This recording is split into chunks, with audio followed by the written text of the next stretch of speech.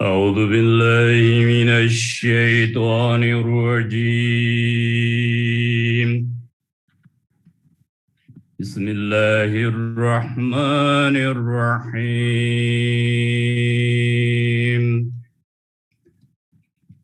ياسين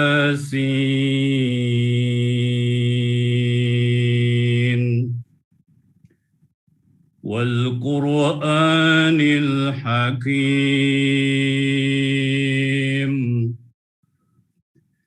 إنك لمن المرسلين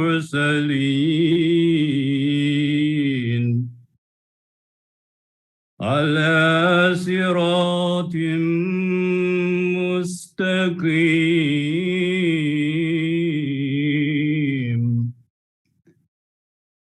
تنزيل العزيز الرحيم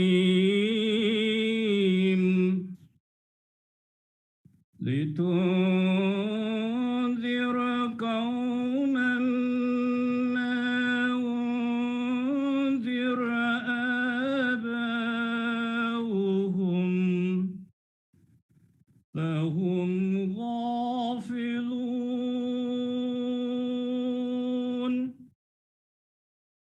لقد حق القول على أكثرهم فهم لا يؤمنون إنا جعلنا في أعناقهم أغلالا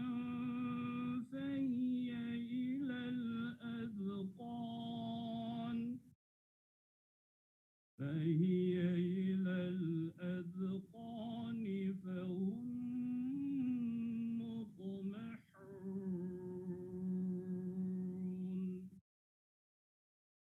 وجعلنا من بين أيديهم سدا ومن خلفهم سدا فأغشيناهم فهم لا يبصرون وسواء عليهم أنذرتهم أم لم تنذرهم لا يؤمنون إنما تنذر من اتبع الذكر وخشي الرحمن بالغيب فبشره بمغفرة وأجر كريم إنا نحن نحيي الموتى ونكتب ما قدموا وآثارهم وكل شيء أحصيناه في إمام مبين صدق الله العظيم.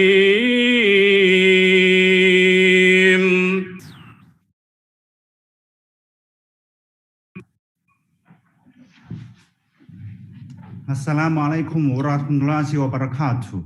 Peace be with you. Thank you, Professor Li Jiangming, for this beautiful Quran recitation.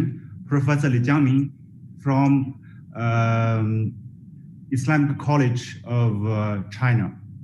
On behalf of the World Muslim Community Council, the organizer of the webinar, Islam in East Asia, Interaction, Indigenization, and Integration, I would like to welcome all your excellencies, your honorables, and professors and scholars.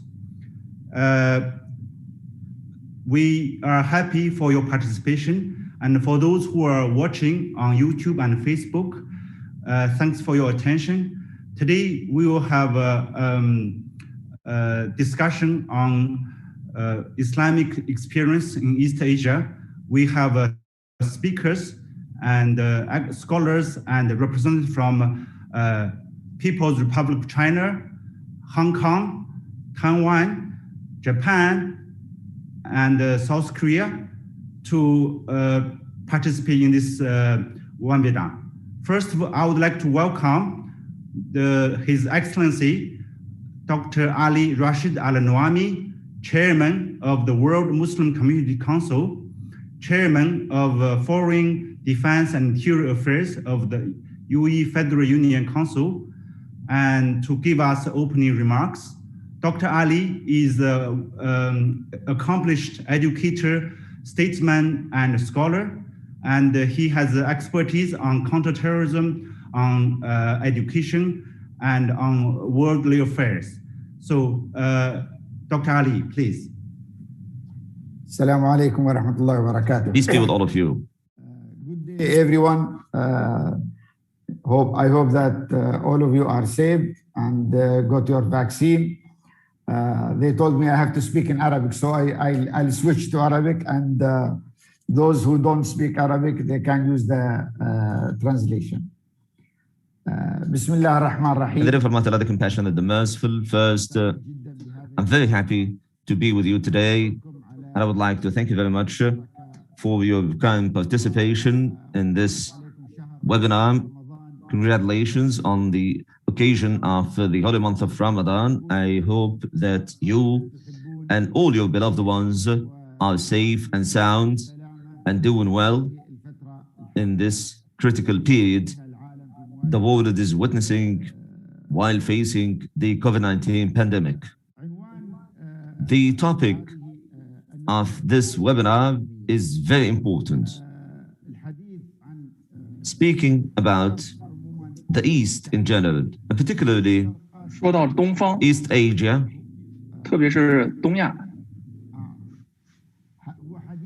is something that the entire world is concerned about. 是整个世界 That 都 is 在 why 关心 it 的。 is very important that Islamic leadership and Islamic leaders, I mean, in Asia, they should remember and realize their responsibilities. And you should know that there is a transformation in world power centers. And these major transformations will increase in intensity in the upcoming 20 or 30 years, in the sense that East Asia will occupy a larger volume of power as a major power, as a geopolitical power, as a source of scientific and technological power as well. That is why it is of paramount importance for Muslims to have a positive role and an active role in building up this power and in developing this power and this participation in building this power. It is very important for Islamic leaders in East Asia to seize the opportunity of this major boom and development in East Asia and to be actively engaged in it and to do their very best to benefit from the development projects and the development projects that are taking place in those countries, whether at the level of the local communities or at the level of the entire homeland. It is very important for the Islamic leaders in East Asia to shoulder the responsibilities, the Islamic responsibilities, and also their national responsibilities, and to take the initiative by building their own homeland, to be an integral part that plays a major positive role in their homeland, and so that this interaction would be reflected on all Muslims who live in those countries. That is why I stress something that is very important. Be the people who live today to shape the future. Be very careful. We should never be living in the past. we should not be captivated within the past. We should not be captured within the past. We live at the present moment, and we want to also participate in shaping the future. That is why the integration of Muslim communities with the other components of the communities in your homelands is very important. Sending out positive messages that makes the rest of the community feel that you complement their roles and that you are partners in their own homeland. You are partners in responsibility, partners in development, and also partners in shaping the future for those homelands. It is very important for Muslim leaders in those areas to focus on the positive sense and the sound of wisdom, because if you leave any vacuum, you will find that some young people will be hijacked by those who have screaming voices from overseas, and they will use them as tools to destroy who? To destroy Muslims in those communities before they destroy anyone else. So it is very important to realize that you are at a very critical stage. The central power is shifting from the West to the East, not just in terms of political power, but in terms of all aspects and levels. That is why it is very important that Muslims play a positive role and a central role and an active role in building this power, to be part of it. So you should be keen on ensuring that these momentum that we see at all sectors, whether the economic sector or the educational sector or healthcare sector or technology sector or agriculture sector, we must be able to have Islamic leaders who can serve their homeland and become role models as Muslims in terms of building their homelands and in development. That is why I stress the importance of educating your children and seizing the available opportunities now in your homelands. In the past, the best universities were located in the West. Now, when we look at the indicators of classifying universities, we see that over the past 10 years, the indicators started shifting towards East Asia, and many universities in your countries started holding top positions among the 20 best universities globally. That is why it is very important to benefit from this and to send your children to the top universities and pay attention to their education with this sense of belonging to your homeland. Islam that builds and does not cause any sort of disputes. Be sure that every single Muslim in your country will be keen on the prosperity of his homeland. Every Muslim, male and female, in your homelands must feel that he and she are partners in the development and prosperity of your homelands. I wish you all the best in this webinar, and I would like to thank you very much for your kind participation. And I hope that we'll be able to meet you face to face soon, God willing, and not just via online platforms. Thank you, and peace be with all of you.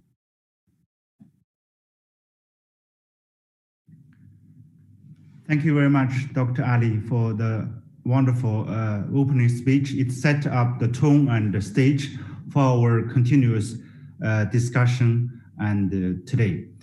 And our next distinguished speaker, Imam Yang Faming.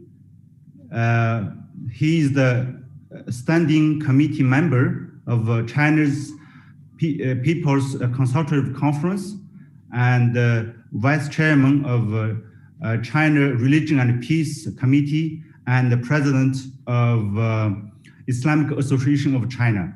Let's welcome Imam Yang Faming.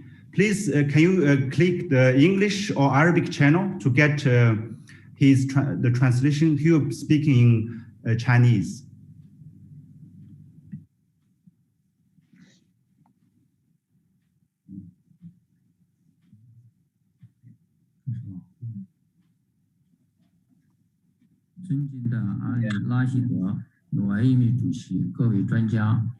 Dear Al-Rashid, experts and scholars, Assalamu alaikum. First, on behalf of Chinese Islamic Association, I would like to express my heartfelt thanks to the World Muslim Community Council for inviting me to the Islam in East Asia Indigenization Interaction webinar, and to express my warm congratulations to success of the webinar. Today, I will be introducing the indigenization experience of Islam in China. Islam was introduced to China in Tang and Song dynasty. The Chinese academia determined the second year of Tang Yonghui, 651 AD, as the exact year of Islam's first introduction to China. The symbolic evidence was that in the same year, the third Arab Caliph Osman sent envoy to China, which started a new era of friendly diplomatic affairs between the Arab countries and the Tang dynasty.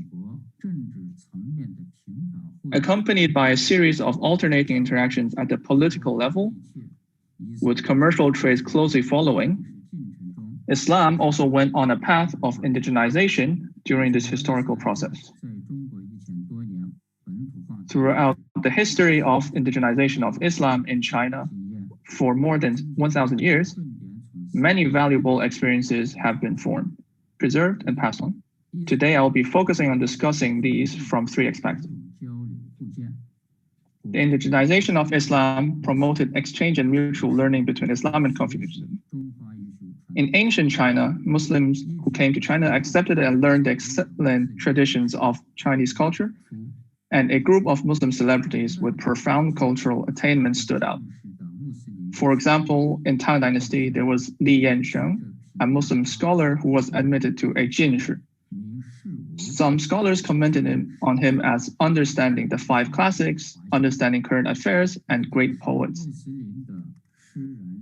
and further commended him of having a deep Chinese heart. During the five dynasties, the Muslim poets Li Xun and Li Shunxian composed many famous poems recorded in history of Chinese literature. Their representative works were included in the poem collection of Tang Dynasty, which showed a high level of Chinese traditional cultural attainments. After the Ming and Qing dynasties, the Muslim sages especially emphasized the interoperability of the Islam Confucian culture, deeply promoted the integration of Islam Confucianism, created a Chinese-style Islamic education, and started the interpretation of Quran with Confucianism. An activity of in-depth dialogue between Islam and Confucianism at the philosophical level, and promote the idea that Islam, though different from Confucianism in expression, share the same reasons.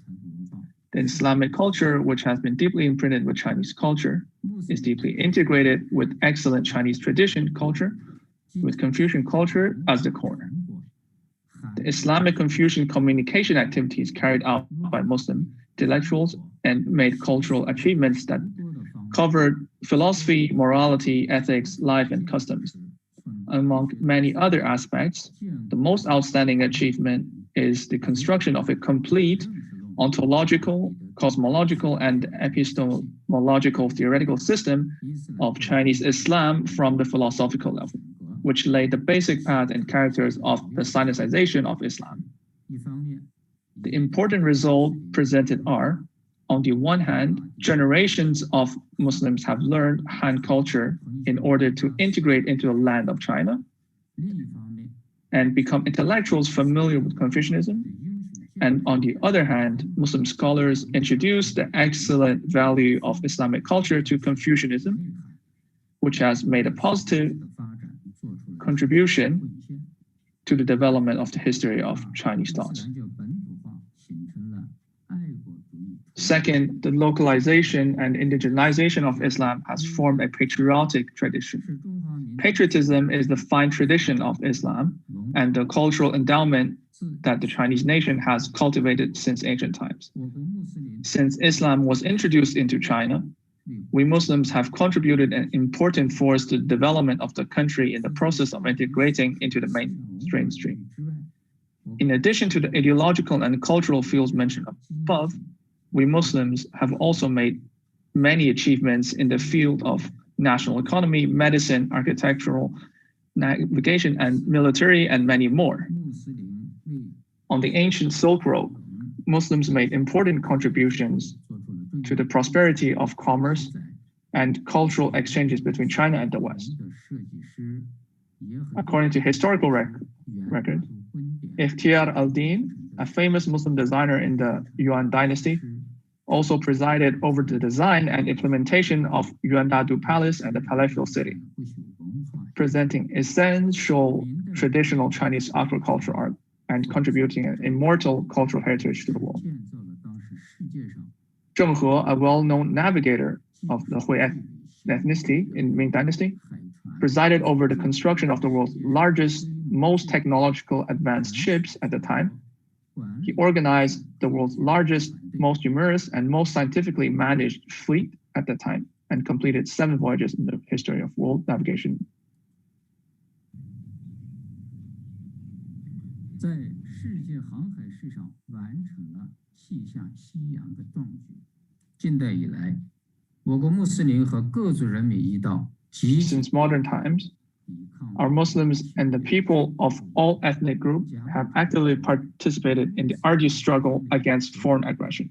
站立城头， In the First Sino-Japanese War of 1894-1895, the Muslim general Zuo Baogu Gui stood at the head of the city and commanded the battle and fired cannons to kill the enemy and finally died heroically.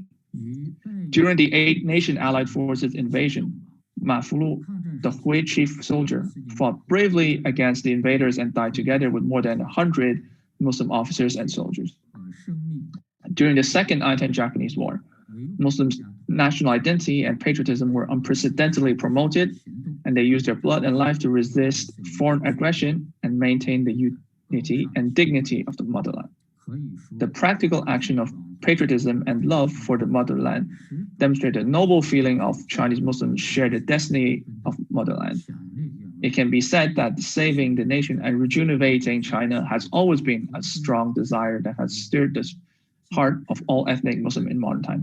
之中， After the founding of New China, Muslims of all ethnic groups actively devoted themselves to the great cause of socialist revolution, construction, and reform.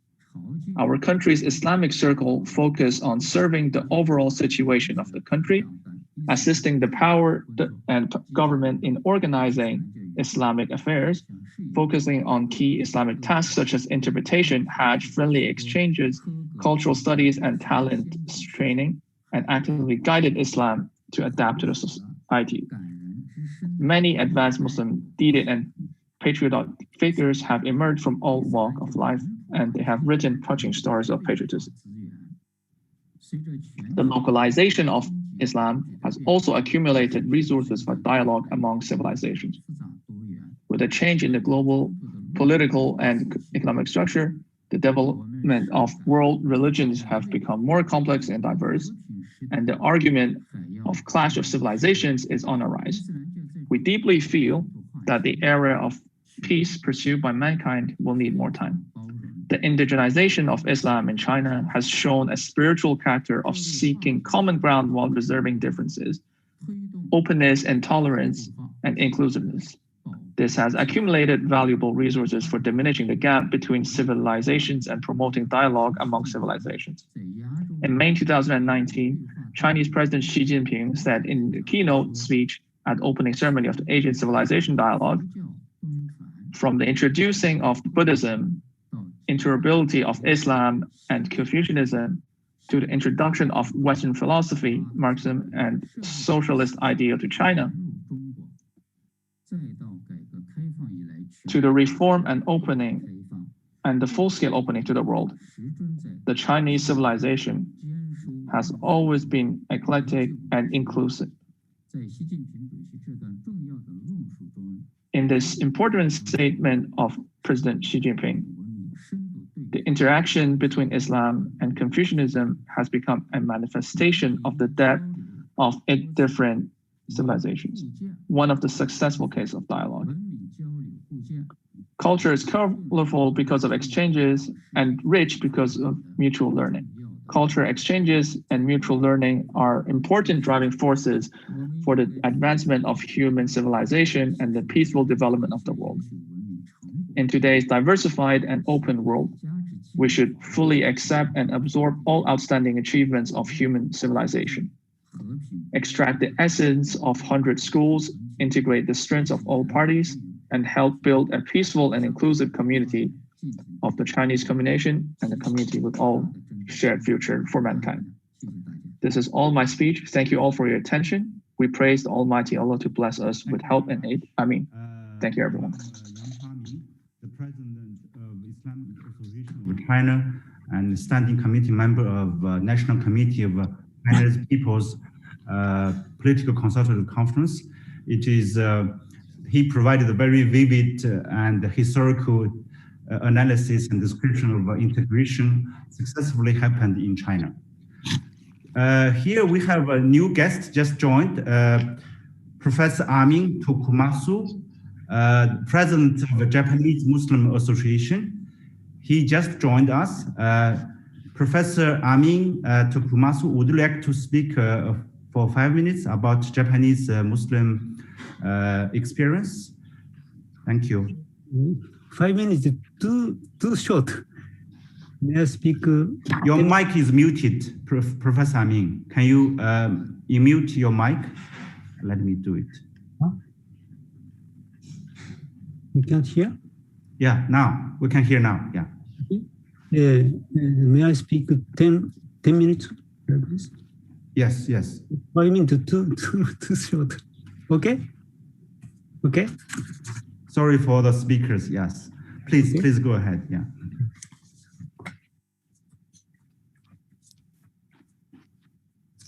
Bismillah. Assalamu alaikum. Ramadan Kareem. Thank you very much for giving me a chance to speak about the experience of Islam in Japan. At first, I'd like to explain briefly about the history of Islam in Japan.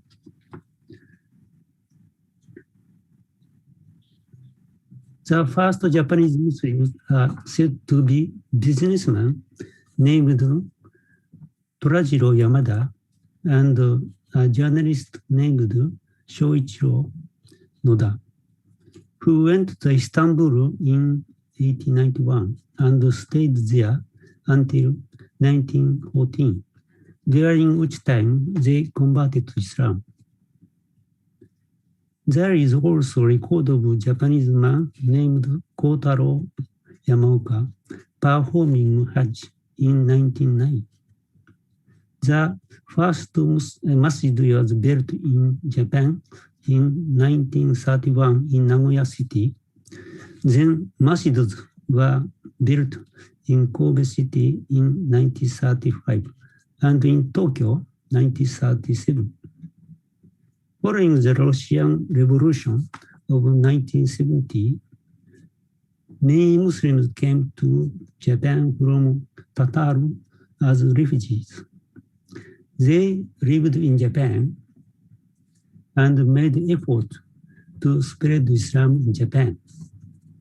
In 1952, the Japan Muslim Association was established by several Japanese Muslims.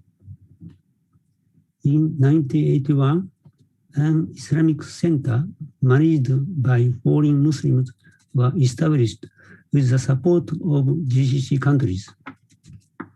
When I was converted to Islam in 1962, the Muslim population in Japan was about 3,000.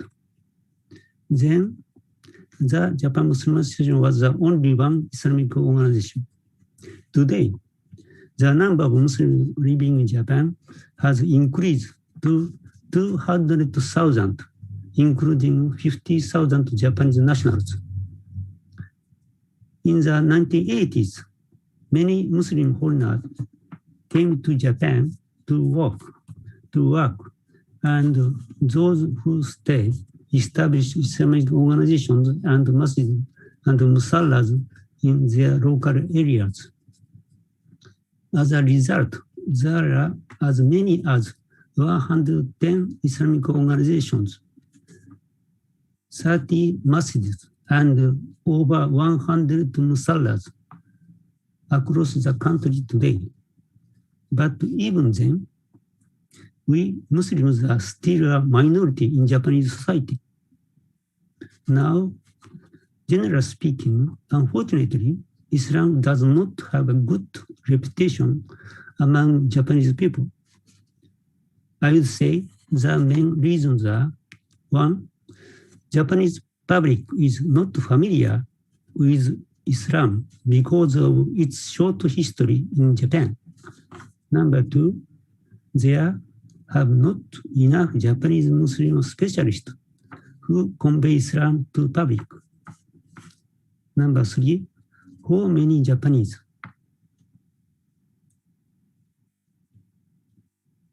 exposure to the Islamic world is limited to what they see on mass media, which are often reported on the wars and terrorism in Islamic countries.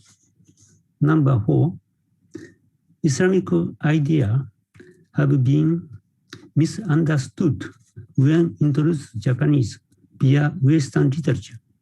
For example, concerning the word jihad, many Japanese recognize that jihad means holy war, but they think it means Muslims are allowed to combat non-Muslims by force. As we are minority Muslims, we must change this situation. We must explain the Islamic faith more accurately to public. I think that the two most effective ways to do so as follows. One, introduce Islam and its culture correctly to the Japanese people through TV, television, and newspaper. However, it is very difficult for Islamic organizations to do so by themselves because the advertisement on TV and newspaper is very expensive in Japan. Number two, hold international dialogue of different religions and cultures in Japan. As a member of WCRP, Religion for Peace Japan, we can send a strong message through these dialogues that Islam does not allow any war except self-defense, and that it does not allow terrorism. Participants understand and recognize the value of each other's religions and cultures, and this foster a religious relationship for mutual trust. Religious leaders should continue to voice their opinion to realize world peace and development for all mankind, and peace and people will always rely on their opinions, and people's opinion affect politicians, the media, and others in the field of politics, economy, and social affairs that shape the international society. Finally, I would like to introduce our association, Japan Muslim Association. Japan Muslim Association, or JMA, is one of the oldest and biggest Islamic organizations managed by Japanese Muslims.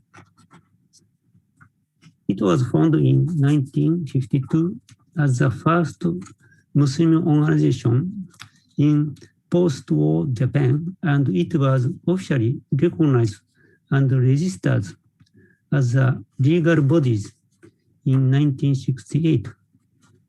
It is a purely religious, volunteer-based organization, and no political affiliation. It runs on the membership system. Its members consist of about 500 Japanese and non-Japanese Muslim individuals living in Japan and abroad.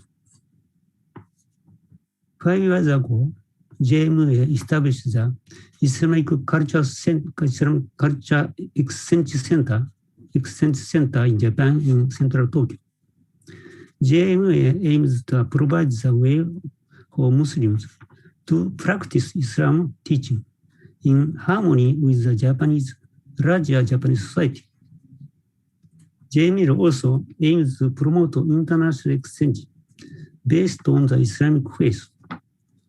For this purpose, JMA has sent a large number of Muslims, large number of the members to study abroad and to bring back to Japanese translation, Japan tradition and knowledge of Islamic studies.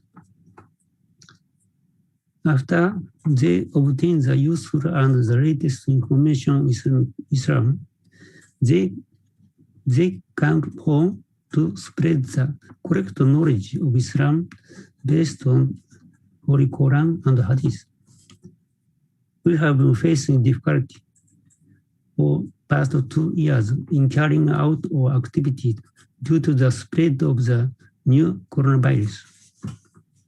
Gathering, including Friday prayers and daily prayers, except prayers during the office hour, will not be held until the pandemic ceases in Japan.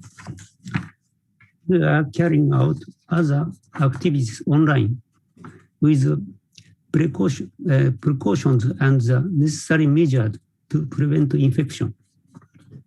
I am expecting the number of Muslims to increase rapidly in Japan in the future.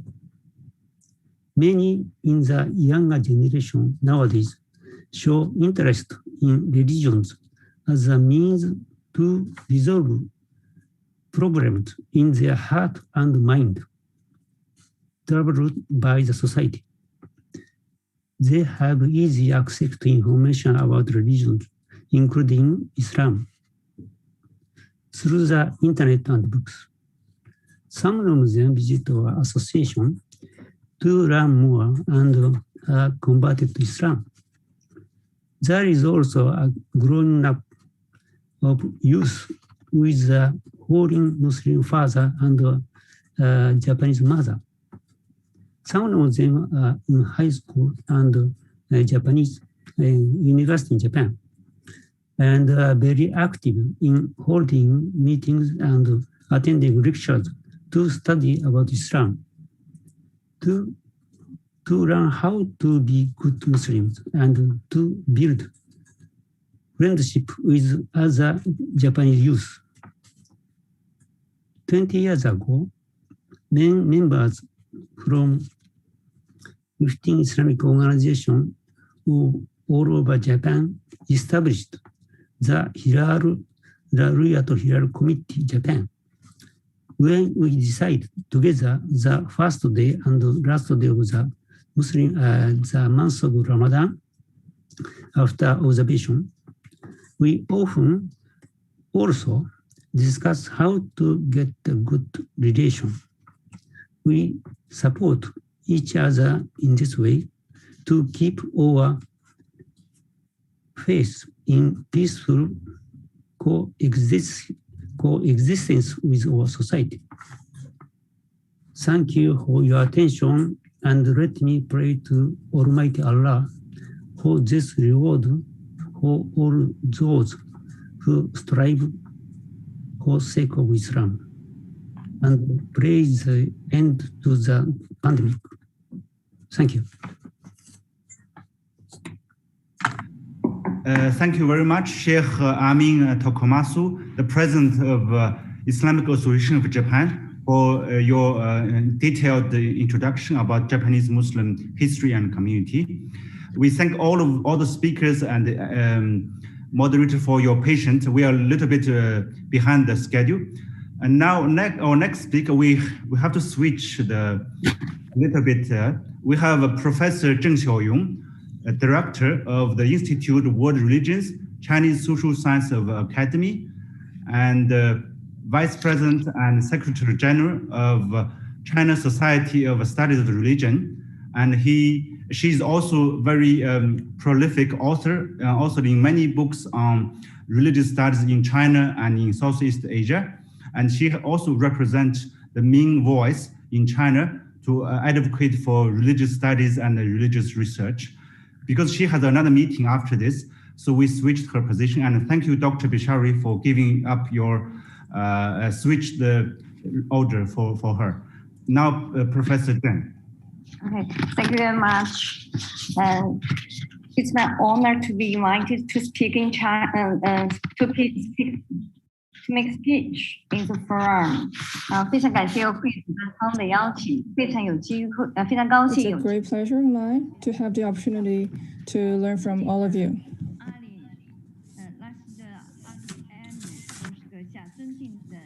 Distinguished Ali Rashid Al Nuami, His Excellency, distinguished Yang Faming Amin. So my topic is to deepen the Asian civilizations exchanges. Just like Mr. Yang just shared, he shared the localization of Islamic culture in Asia. He also talked about mutual exchanges and construction of the culture. So my topic today is going to be about deepening the Asian civilizations. So the Asian civilizations is based on many different cultures, learning from each other, learning from one another. Just like President Xi Jinping said in one of his speeches at the Conference on Dialogue of Asian Civilization in May 2019, he said Asian countries should deepen exchange of civilizations and learn from one another and jointly build an Asian community with a shared future. We exchange because of cultural diversity, which help us to learn from one another, which in turn facilitates development. So members of Asian civilizations should strengthen exchanges and mutual learning among different ethnic groups and different cultures and jointly build an Asian community of shared future. So the first thing I'd like to talk about is the fact that Asian civilization is a community of civilization constructed by continuous and dynamic development. Formed gradually in its long history, the Asian civilization is a shared community of civilization which continues to improve in the contemporary era. This is an important cultural foundation for building Asian community of shared future. The Asian civilization is constantly developing. Since the emergence of civilizations of various countries, they've continued to develop and change, and they also learn from one another to develop. The total land area Asia takes up about 30% of the global landmass, ranking the first among the 7 continents in the world. The total population of Asia in 2010 accounted for 65% of the global population, which stood at about 4.1 billion. So along its history, different Asian civilizations have developed its unique system. So you could say that the depth and breadth of exchanges among Asian civilizations are probably unmatched by any other region. So this comment is based on historical record and facts. At the same time, when dealing with multipolarization, economic globalization, and information diversification, we Asian countries have these resources, advantageous resources. And that resources come from that shared community of Asia. Second point I talk about is symbiosis with diversity, and that is an intrinsic value of Asian civilization. So symbiosis with diversity is an intrinsic value of Asian civilization. So throughout its long history, the diverse civilizations created by the Asian people have been in a symbiotic evolution, impacting and learning from each other and have continued to develop harmoniously. Together, they have made important contributions to the progress of human civilization. In the meantime, various civilizations of Asia have formed the Asian spirit, which is multiple people have come together and worked together to work harmoniously. It is a very important heritage, and is also an asset for us to develop our Asian shared community upon. So thirdly, we shall consolidate the foundation for cultural exchanges and jointly build an Asian community with a shared future based on diversified symbiosis of Asian civilization. So this symbiosis is a very important foundation for our confidence. and it is of great importance to promote exchanges and mutual learning among Asian civilizations. So the foundation for building an Asian community with a shared future lies in deepening understanding and consolidating a cultural foundation. In Asian civilization, religious, cultural, literature, art, and intangible cultural heritage are all shared characteristics. Let's take literature as an example. The diversity and richness of Asian literature makes cultural understanding, interaction, and cooperation possible for exchange and mutual learning. Many Asian stories, for example, Xuanzang and Journey to the West. So Journey to the West itself is one of the 4 pillars of Chinese literature. And also Xuanzang's protege or disciple, the Monkey King, is also very famous. And that the character of whom is based on cultural exchanges, really. So these stories, for example, the Arabian Nights, 1000 Nights from the Arab world, are also very, very popular in Asia and all over the world. So the diversity and richness of Asian civilizations need no further illustrations. All of these provided a great possibility for cultural exchanges and foundation. The fourth point is the new future of Asia requires deepening exchanges and mutual learning among all Asian countries to cope with challenges and risks together. So Asia is one of the places in the world with the most amount of potential. Most Asian countries are developing countries, emerging economies. Their orderly development and stability will help build a community of a shared future, even a community of shared future for mankind. Asian civilizations are full of vitality. The new future of Asia requires dialogue, exchanges, and mutual learning amongst Asian civilizations, and steadily move forward to build an Asian community with a shared future. Let's work together to make advances. So we need to expand platforms on which we share exchanges to allow Asian people to work together to build a shared community, to achieve people-to-people communication. And people-to-people communication is all about cultural communication. So we should build that systems, build that mechanisms to allow Asian civilizations to showcase the essence of their heritage and culture so that we can deepen our understanding of one another.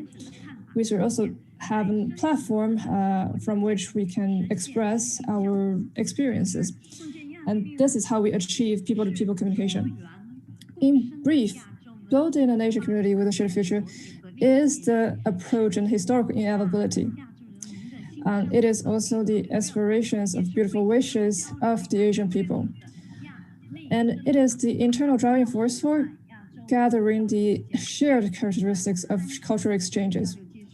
To deepen Asian cultural exchanges and mutual learning, we must continue to consolidate the Asian Cultural Foundation, dig deeper into the shared characteristics of cultural exchanges, and build a platform. Professor Zheng Xiaoyong, Director of the Institute of World Religions of Chinese Social Science Academy and Secretary General of the China Society of Studies of Religion. And her speech focused on the communities of Asian civilizations. And I appreciate your highlighting religion and other cultures and people exchange as important elements. 谢谢，因为我还有另外一个会议，我就要离开了啊，谢谢。He has to go. Sorry, I have another meeting, so I have to go.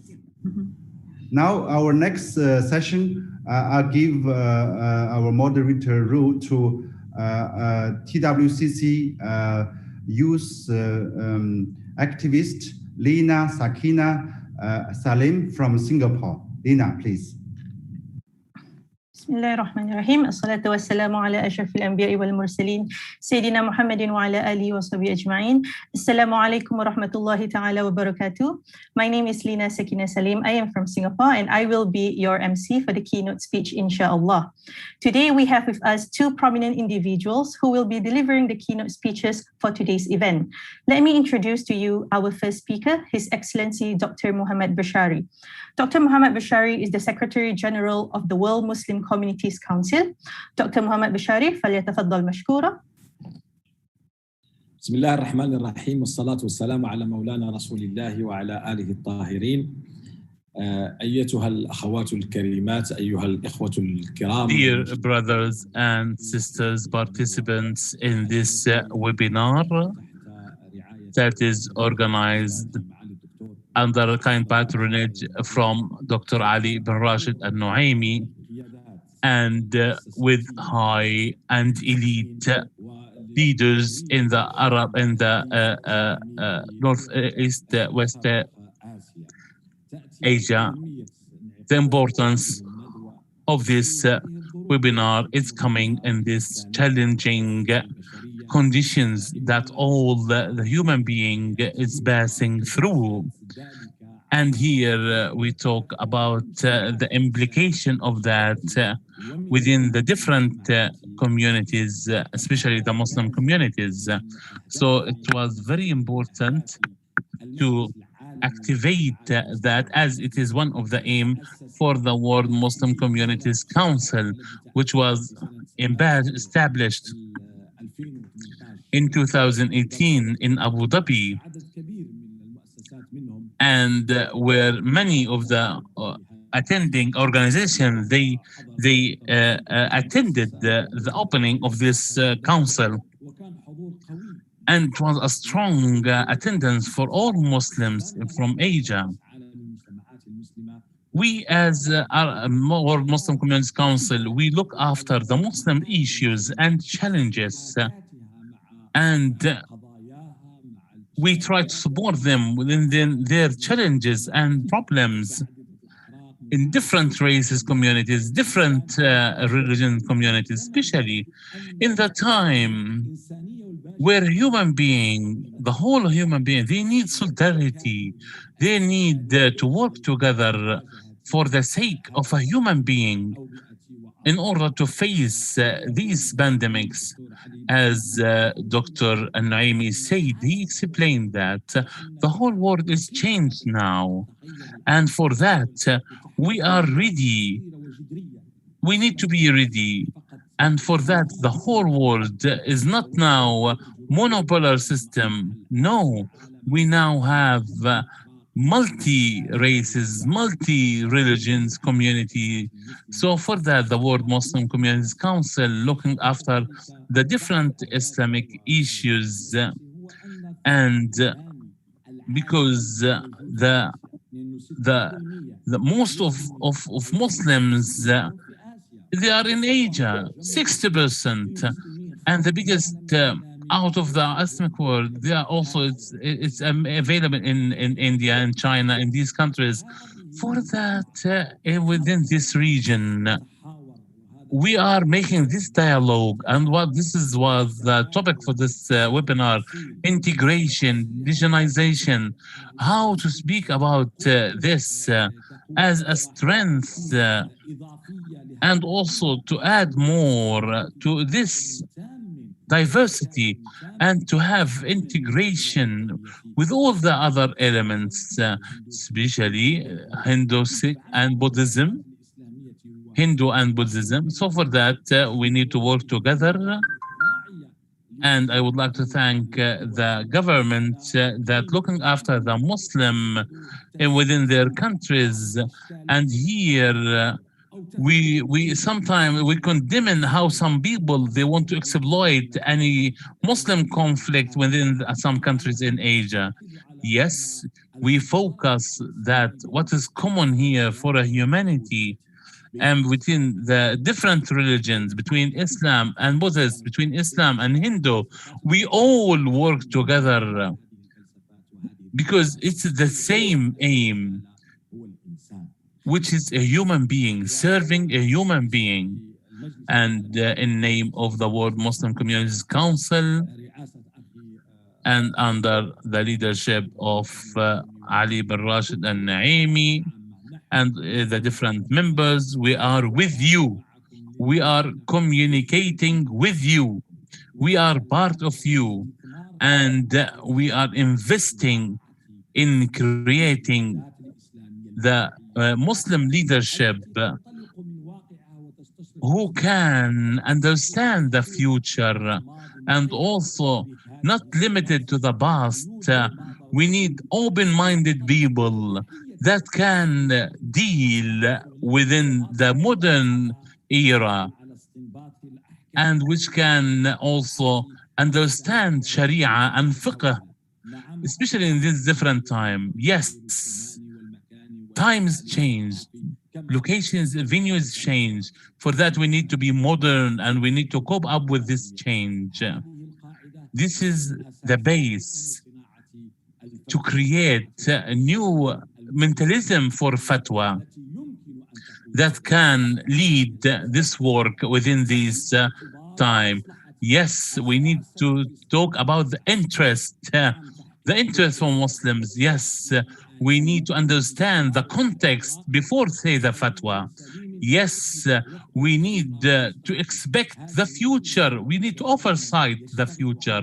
These tools the World Muslim Communities Council is working on to create Muslim leadership who are aware about the different challenges, aware about its religion, belonging to the countries and belong in the national country. And this doesn't contradict with the religion, with the civilization, with the culture, and with the citizenship that this is part from the community and the religion. I praise to Allah that to accept your fasting. Well, congratulations for the month of Ramadan. Alhamdulillah. Thank you, Dr. Muhammad Bishari, for the inspiring speech. Now I will turn to our next speaker, Dr. Hussein Kim Dong-uk. Dr. Hussein Kim Dong-uk is the president of Korean Muslim Federation of Republic of Korea. Previously, he had served as a diplomat for 30 years under Korea's Ministry of Foreign Affairs in the Gulf region, including Qatar, Kuwait, Saudi Arabia, and Egypt. After retiring, Dr. Kim now serves as a chair professor at Gachon University and special professor at Kookmin University, teaching Islamic culture. Excellencies, ladies and gentlemen, I will now invite Dr. Hussein Kim Dong-uk to deliver his keynote speech.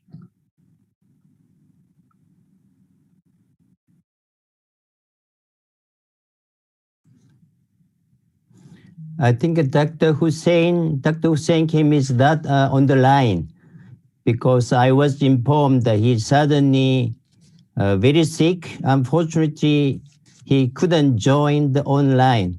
Please forgive him. Okay, we acknowledge that. It is unfortunate that we cannot have Dr. Hussein Kim Dong-uk with us today. So this then will end the keynote speech. Thank you, Dr. Muhammad Bishari, for your keynote speech. And now I will now pass the floor to Ms. Zainab Lanjun to begin the first panel session immediately. Thank you. Assalamu alaikum.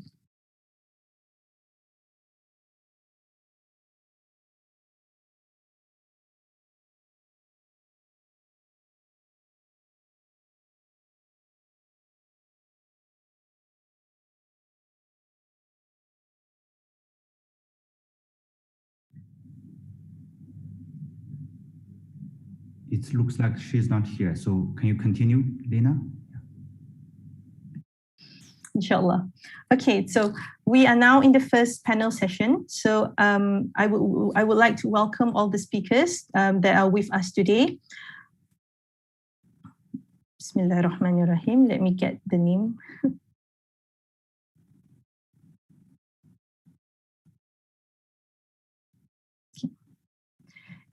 Inshallah, for the first panel session, we have the topic History of Interaction and Indigenization of Islam in East Asia. With us, we have four panelists, Professor Yuki Shiozaki, Dr. Mu Weibin, Dr. Lee Hee-soo, and Ustaz Haj Ishaq Ma Xiaoyi. So I will first present Professor Yuki Shiozaki to present his first part. Thank you, Sister Lina. Terima kasih. Dear distinguished guest participants, brothers and sisters, Assalamu alaikum and Ramadan Mubarak. Can I share my slide? Let me start to discuss on history of Islam interaction in East Asia. The case of Japan. I speak for 5 minutes, briefly.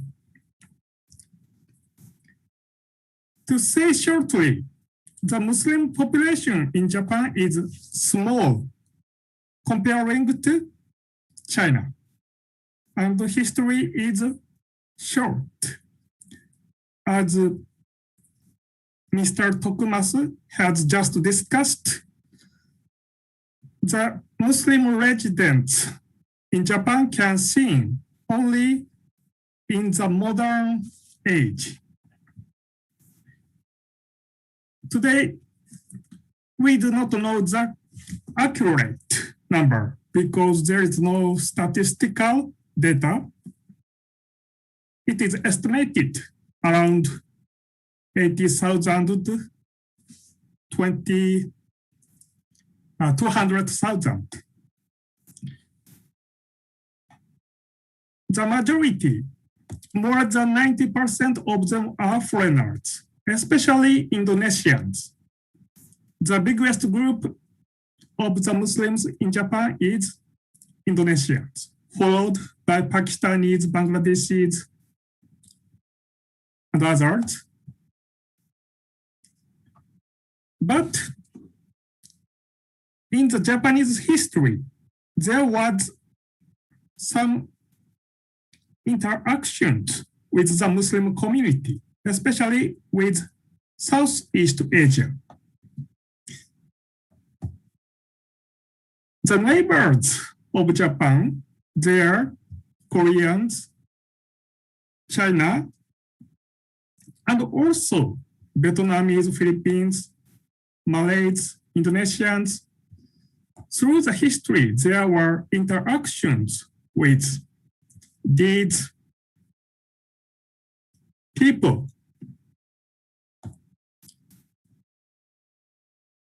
Can you find an elephant in 1408 in Kyoto, in Japan? This was the first elephant visited Japan. And this was a gift from a king of Palembang in Indonesia. There were exchanges of trade and missions between Japan and Malacca, Patani, Champa. Champa was in Vietnam. Champa was also a Muslim kingdom, and also Sumatra. Palembang was in Sumatra. But there was no big encounter between the Japanese and the Muslims until the 20th century. There were exiles from the Central Asia after the Russian Revolution, because there was a revolution and there were exiles from Uzbekistan, Tatarstan, Kazakhstan to the east. At last, they arrived in Japan in the 1920s. And the Japanese, thousands of Japanese encountered with Muslims during the World War II in Indonesia, in Malaysia, even in China. Therefore, the history of the Muslims or the Japanese interactions with the Muslims is around only 1 century at this moment. The Muslims came to Japan after the 1980s, after the economic development, because of the demand of labor force. The situation is similar with European countries, or Taiwan, or South Korea, or Hong Kong. Because of the economic development, many foreigners came, and there were Muslims also, such as Indonesians, Pakistanis, Bangladeshis, after 1990.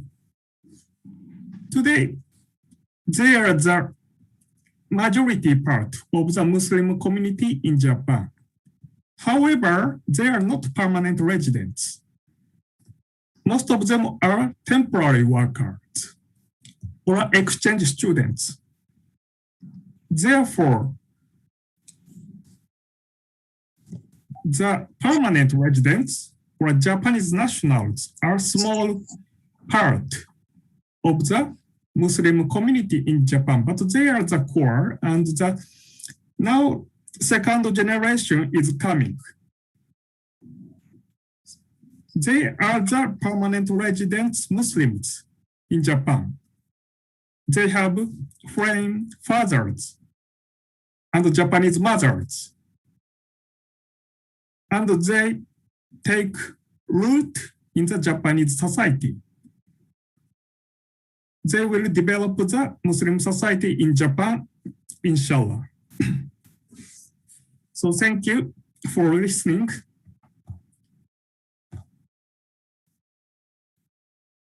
Assalamu alaikum. Alaikum salam. Thank you, Professor Shiozaki. I am informed that Ms. Zainab is now here.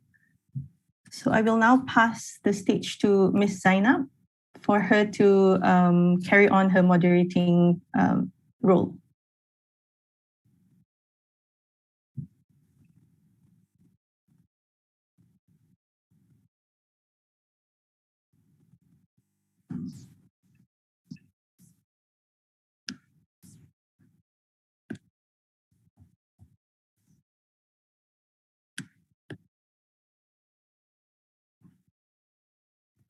Ms. Zainab, please.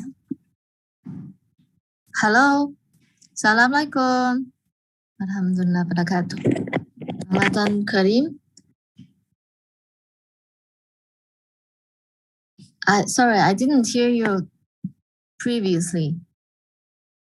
So now is Dr. Mu Weibin, right?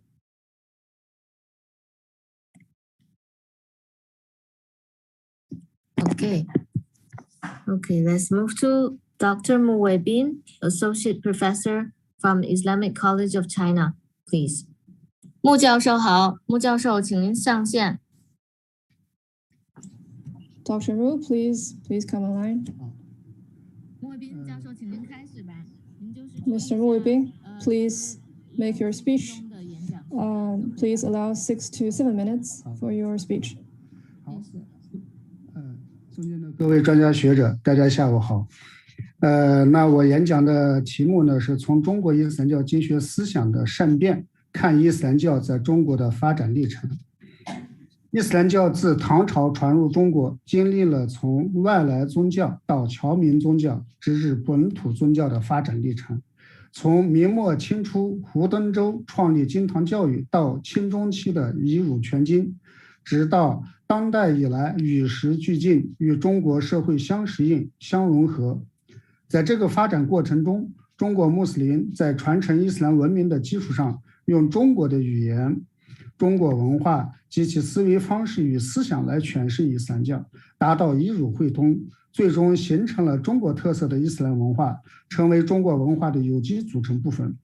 近年来，伊斯兰教在中国社会的融入发展模式及其特点受到越来越多的国际学者的关注。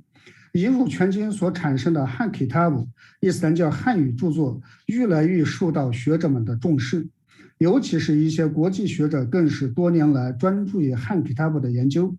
值得一提的是，留置的天方信里已由著名学者杜维明、村田信子、柴崎克等翻译成英文。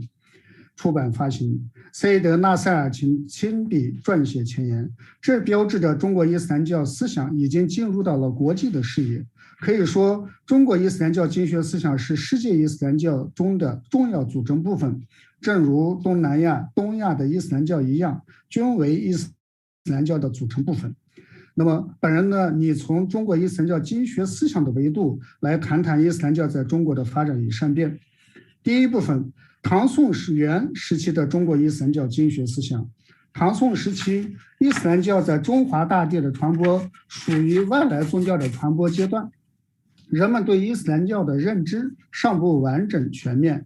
元代由于信仰者的主体发生变化，西域穆斯林的民族文化融入 to Chinese culture from the Western regions and actively learn Chinese culture by admiring Chinese style. At the same time, the Arabs and Persian descents in the Tang Song dynasty have been fused with Chinese culture. By the Yuan dynasty, a nation with the mark of Islamic civilization in the land of China, the Huihui nation has formed. During this period, because there was no unified education system of Confucian classics, there was no independent Chinese Islamic teaching thought system. Islamic education in the Tang and Song dynasty stopped at traditional education, that is, the traditional way of inheriting Islam with family education as the main form, supplemented by the teaching of imams in mosque. This allowed Islam to exit in an education method suitable for China, and gave birth to a family of classics and the classic teachers who entered into this belief system. At the time of the Mingqing dynasty, a Mingqing scholar Hu Dengzhou, based on this inheritance system, saw like limitations and also mismatch from the Chinese society. Therefore, he invented the classic education and Islamic education. And he is the inventor of the Nietie system and inviting the imams, and his new system is closely related to the Confucian education system. In the Islamic law point of view, he first proposed that Muslim scholars should follow the Hanafi system of the and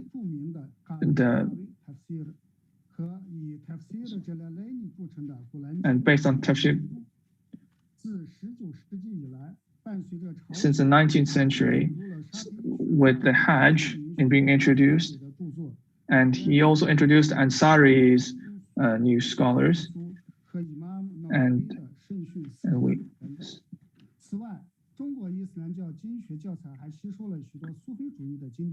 And also the Chinese education has also introduced some Sufi system, and this education system followed from Hu Dengzhou to Zhang Zhong, Chang Zhimei, and Liu Zhi, Ma Dexin. They all focused on solving the Sharias and Tariq and all this relationship, which is a very classic part of the Chinese Islamic education.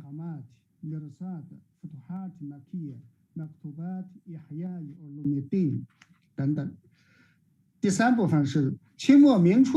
the third part, at the end of the Qing dynasty and the Republic era time. At this time, with the new cultural revolution, there were new ideas. There were also some revolution within the new education system in the masjids. In the Republic era, there was a systematic review of the Arabic teaching and the Farsi teaching. And during this time, these Islamic scholars were not limited to religious studies only, but also included their perspective to culture and social science, and also natural science and politics, and also included Western philosophy and education knowledge into their new knowledge. And they have created different schools based in the masjid, and also try to create normal universities which train teachers and included all different students.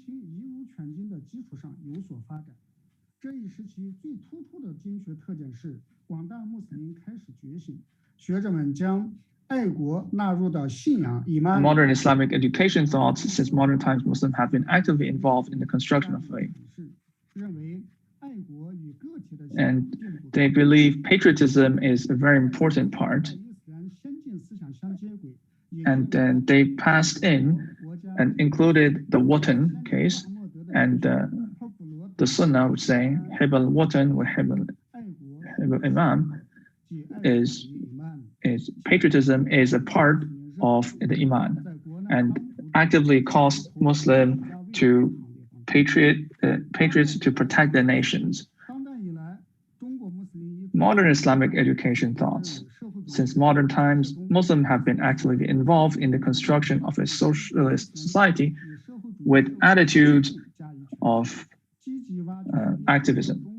Muslim scholars have also started from the religious principles to interpret the adaptation of Islam to socialist society and actively explore the elements of Islam that are in line with the needs of social development. Content and ethically refute the fallacies and heresies that have appeared in society and adhere to the righteous faith and righteousness and take the road of localization of Islam. The characterization of this period follows the 4 points: adhering to the traditions of Chinese Muslims for thousands of years and advocating the Islamic middle way. And Chinese Muslims have always emphasized the Chinese Muslim adhere to the tradition of Hanafi school of Sharia and follow Ash'ari thoughts in the Kali school and adhere to the maturity thoughts in the faith. This is what must be adhered within the localization of Islam. And number 2, adhere to the fine traditions of Chinese Muslims' patriotism and the love of religion. In modern time, China has placed more emphasis on the spirit of patriotism and religion and the observance of the Kanun under the national law. Pay attention, 3, pay attention to the contemporary nature of Islam and conduct targeted criticism of some fallacy and heresy. Since the reform and opening up, all kinds of thoughts from outside the region have poured in and affected by it, and they have brought certain instability to the society. Under the guidance of the Chinese Islamic Association's Academic Affairs Steering Committee, the Muslim academic and religious circles have opposed jihad and jihad. And jihad, martyrdom into heavens, and other concepts should be interpreted scientifically and correctly. And these ideas should be interpreted in conformity with Islamic teaching and traditional Chinese society. Through the macro organization of Chinese Islamic Confucian thought, we can easily find that Chinese Islamic Confucian thoughts are based.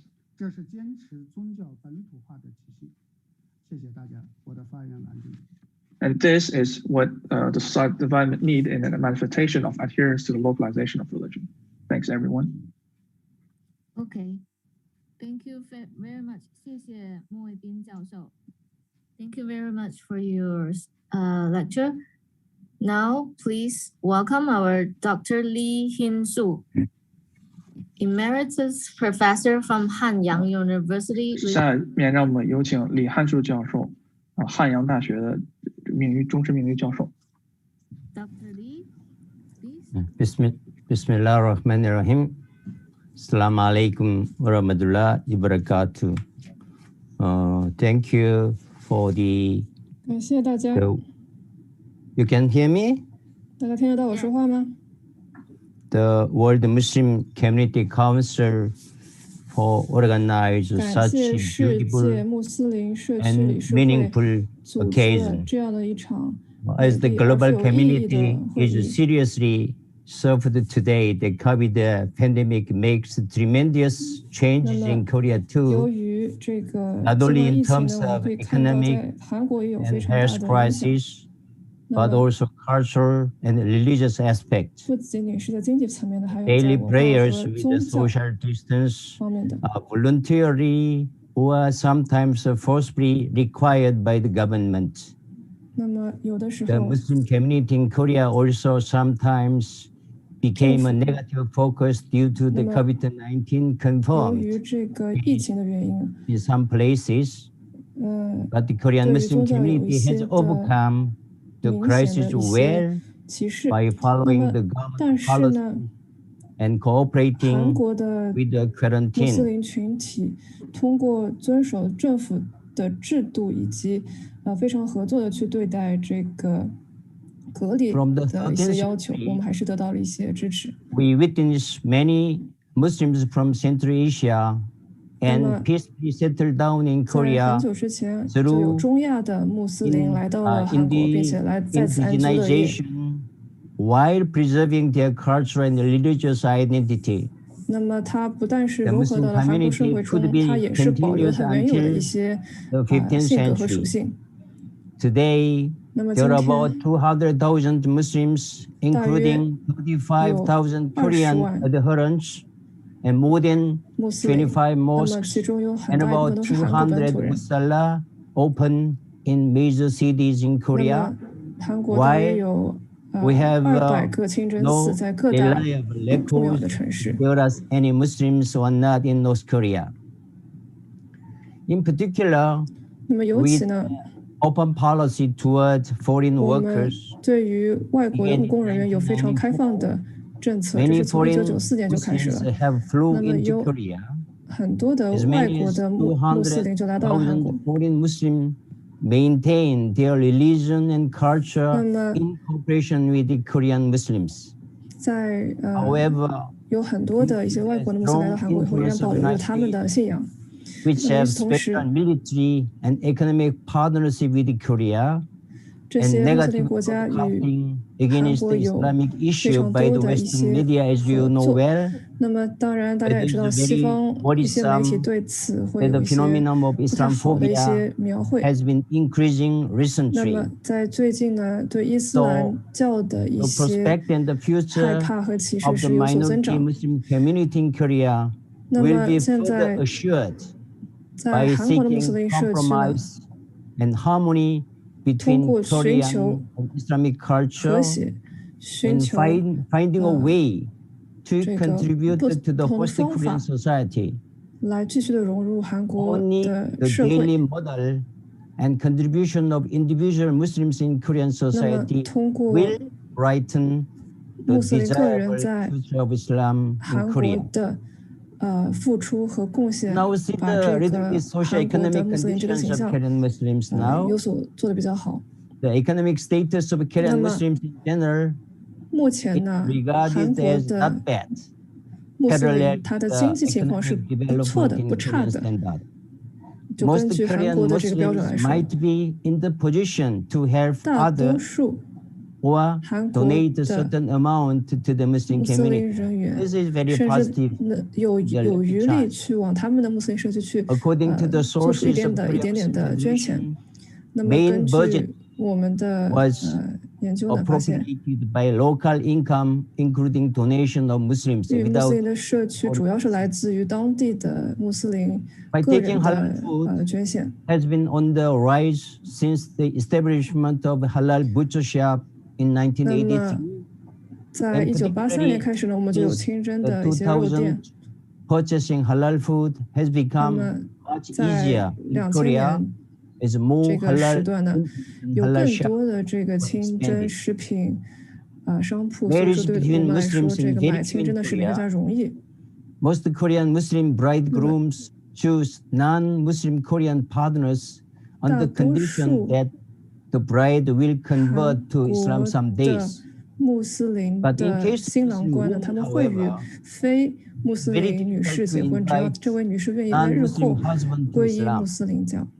Recently, the number of foreign Muslims laborers, 那么 mostly from Uzbekistan, Pakistan, and Bangladesh, 主要的外国的穆斯林务工人员是来自于巴基斯坦啊，还有in 孟 Korea, 加拉国等。那 now 么女 there 性 are 务工 about 者也在不断的增 5,000 加。 Muslim couples and increasing now. 那么 The 现在 wedding 增 of 长大 Korean 概 Muslims 5000名。 is usually celebrated twice, once in mosque by 那么 Islamic way, and then in the wedding 皈依 ceremonial hall 这 in 个 the 穆斯林 Korean 的 Western 主 style. 要的这个庆祝活动，一个是你皈依穆斯林 Many 教，一个是 Korean 在 Muslims 婚礼的时候。 conduct funeral ceremony according to 那 Korean 么 tradition. 会根据韩国的传统去做一些的庆祝活动，它可能 One 这 of 个 best 规 example 矩 of 和传统的穆斯林规矩有些不一样。the indigenization of funeral ceremony, the absolute 会有 shortage 一 of 些本土化的仪式。 is another difficulty the Muslim community is faced with.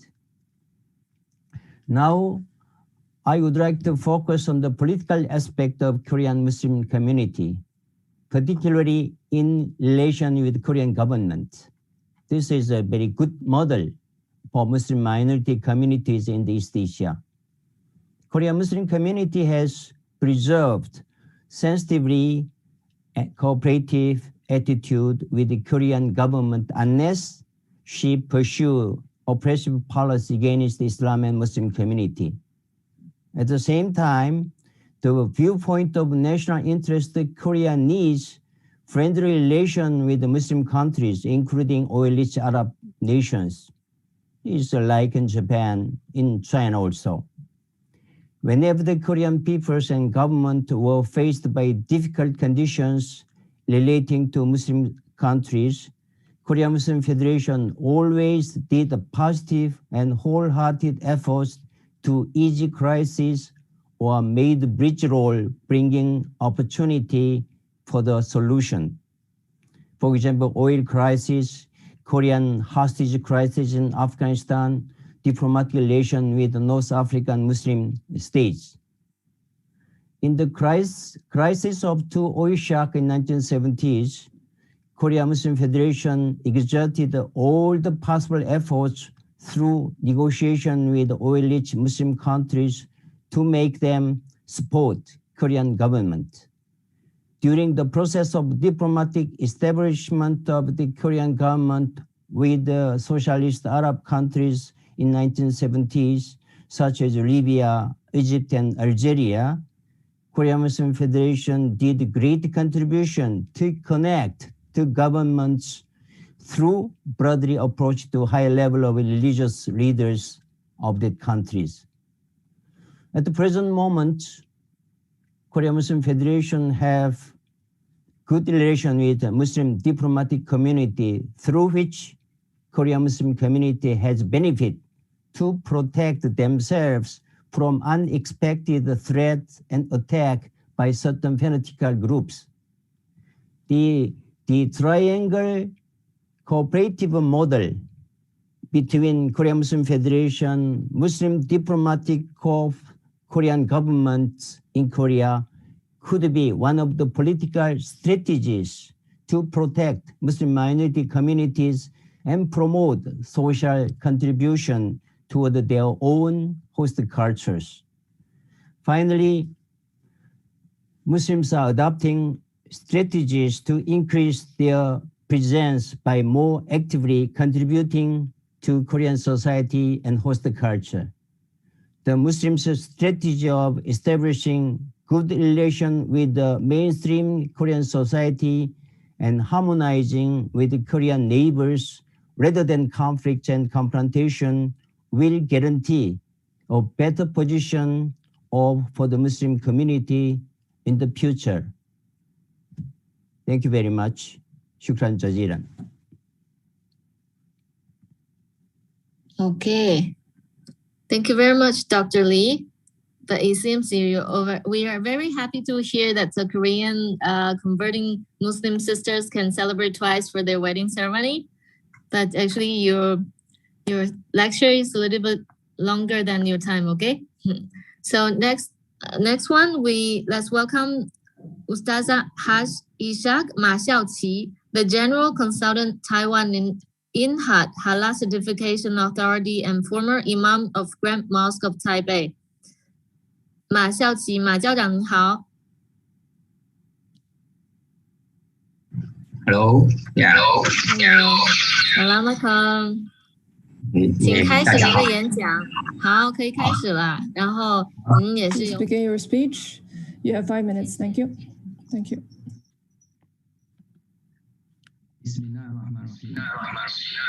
普兹托斯真主之名，甘南真主。 只有真主赐予陌生和平。听得到吗？可以。您刚刚有点回声，但现在好了。啊， بسم الله الرحمن الرحيم الحمد لله رب العالمين والصلاة والسلام على نبينا محمد صلى الله عليه وسلم وعلى جميع المرسلين وأنبيائهم وصحبهم أجمعين أما بعد السلام عليكم ورحمة الله وبركاته رمضان مبارك 祝大家斋月吉庆。On behalf of myself and the 320,000 Muslims in Taiwan, I would like to extend the respected chairman of the World Muslim Community Council, Dr. Ainur Amin, and the chairman of the Chinese Islamic Association, Yang Faming Imam, and the Secretary General, Mohammed Bashari, and his colleagues, and distinguished guests, scholars, experts, and brothers and sisters online. I extend my best peace and wishes. Hello, everyone. All praise be to Allah.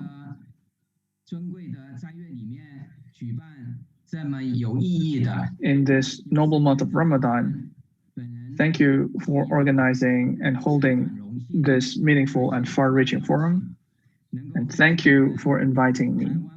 I'm very honored to be invited to the conference to share the development of the Muslim community in Taiwan. First, please allow me to briefly introduce Islam in Taiwan.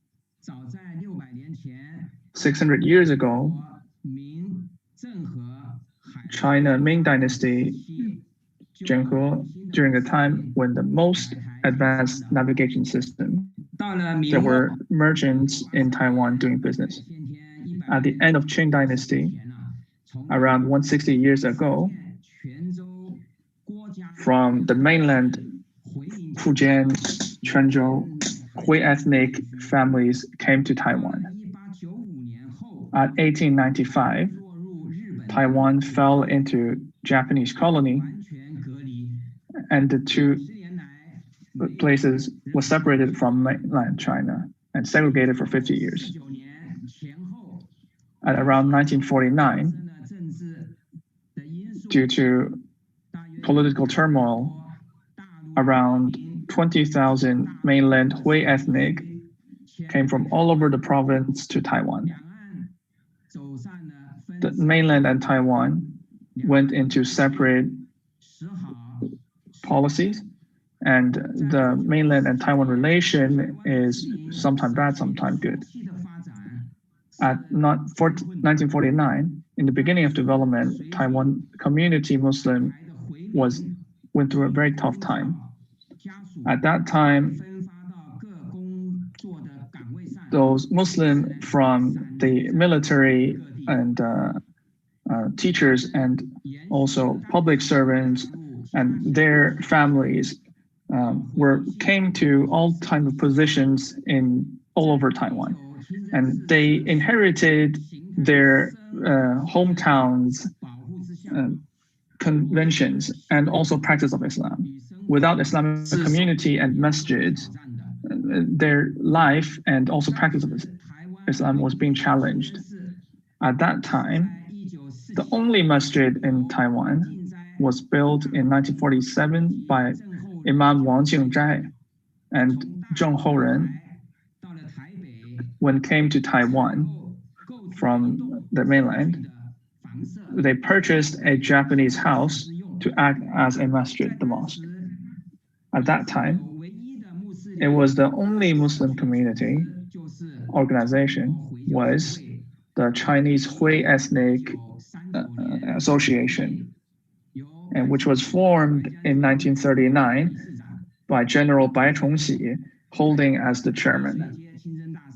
And it was later moved to Taipei's Lishui Jie, which became the fundamental of local masjid and 3 Muslim courtyards. In 1980, after Taiwan started opening up and formed more connections with Middle East Muslim community,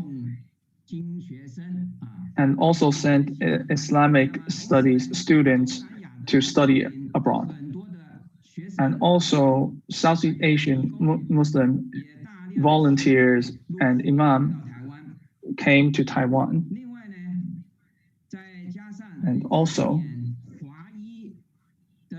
from Thailand and Myanmar, Chinese Muslim, after they studied abroad, they were employed by the Taiwan masjid, and this also brought new energy towards Taiwan Muslim community. Next, let me introduce the Taiwan socioeconomics. Taiwan is only 36,000 square kilometers and has some very attractive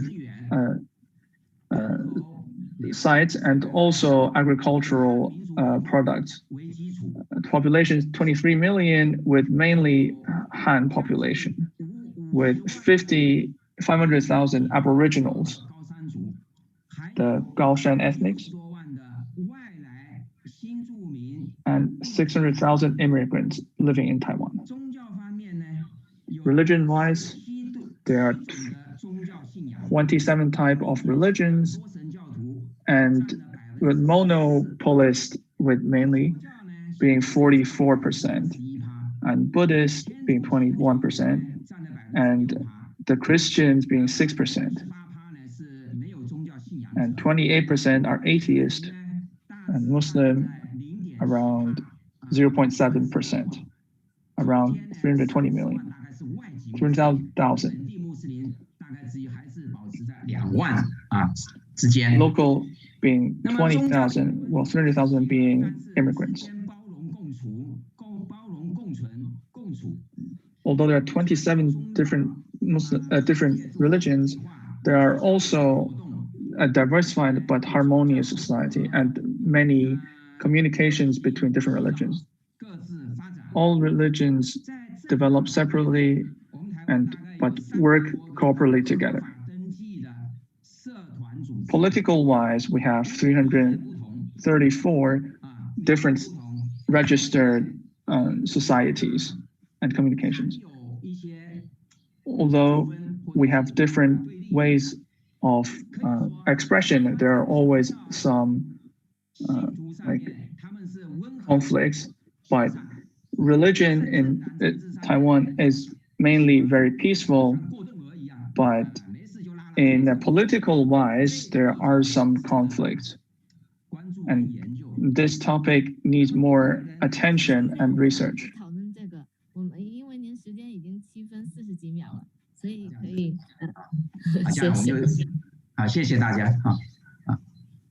Thank you, everyone.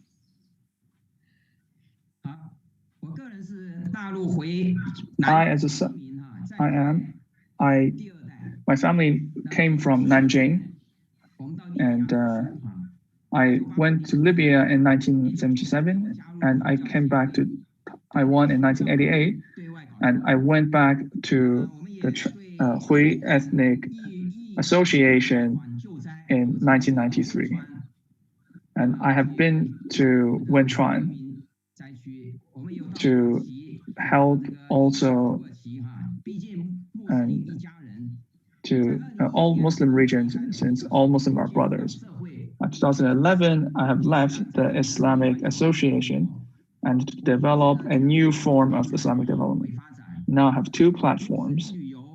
Number one, the Muslim tourism and the Halal certification. These two platforms will allow me to build more connection with the government and also with the industry, and to promote better conditions for Islamic tourism, and be more convenient for Muslims to have tourism in Taiwan. So we have more than 200 Muslim-friendly tourism and more than 200 places for prayer and wudu. It is very convenient, much more convenient than before. And we have developed tourism courses for the tour guides, to better understand the Muslim convention and also the Muslim way of living. And I believe through Muslim tourism, we can better allow Muslims to understand each other, and also to promote advertisement toward non-Muslim. And also through halal products, we can strengthen the Muslim community's economic connections and economic ability, and also to benefit the society towards safety, food safety. Therefore, I believe tourism can allow better integration and communication. And doing halal certification, I believe we can mutual benefit. And I would like to end with the Quran. O mankind, indeed, we have created you from male and female, and made you peoples and tribes that you may know one another. Indeed, the most noble you in the sight of Allah is most righteous of you. Indeed, Allah is all-knowing, Allah is all aware. And our Prophet ﷺ said, we should give good gifts, and with good gifts, we can promote better connections. Therefore, we end with this prayer. We pray there's a better and more united world. Thank you, everyone. Thank you. Amen. 谢谢马家长，不过您也超时了哦。好 ，OK， 那我们尽快Let's move to the second panel. The theme is integration and challenges of Muslim community in East Asia. 下一个，我们来开始第二个论坛。让我们有请丁龙教授。上海外国语大学。丁教授，您准备好了吗？丁龙教授。好，感谢，您也是有5-6分钟哈，请抓紧时间，谢谢。سعادة الدكتور علي نعيمي المحترم الساتر الفاضل من الإمارات والصين واليابان وكوريا الجنوبية. Dear participants, أحييكم من شانغهاي تحية طيبة وأتوجه بجزيل الشكر. I would like to greet you from Shanghai. I would like to thank you. I would like to thank the organizing team from the World Muslim Communities Council and Dr. Hao Chaoqi for the kind invitation that they have extended to us and the great efforts that they have exerted to ensure the success of this highly important conference. 8 years ago, the Chinese government launched a national campaign in China as China started combating poverty. And this means offering aid to the families and to the individuals who are poor and needy,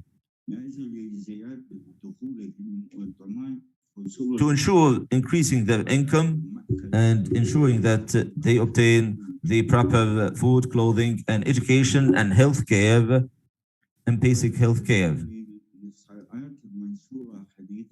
According to certain statistics, China succeeded last year in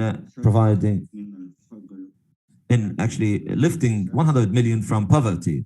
So more than 300 million people were lifted from poverty every year in China. And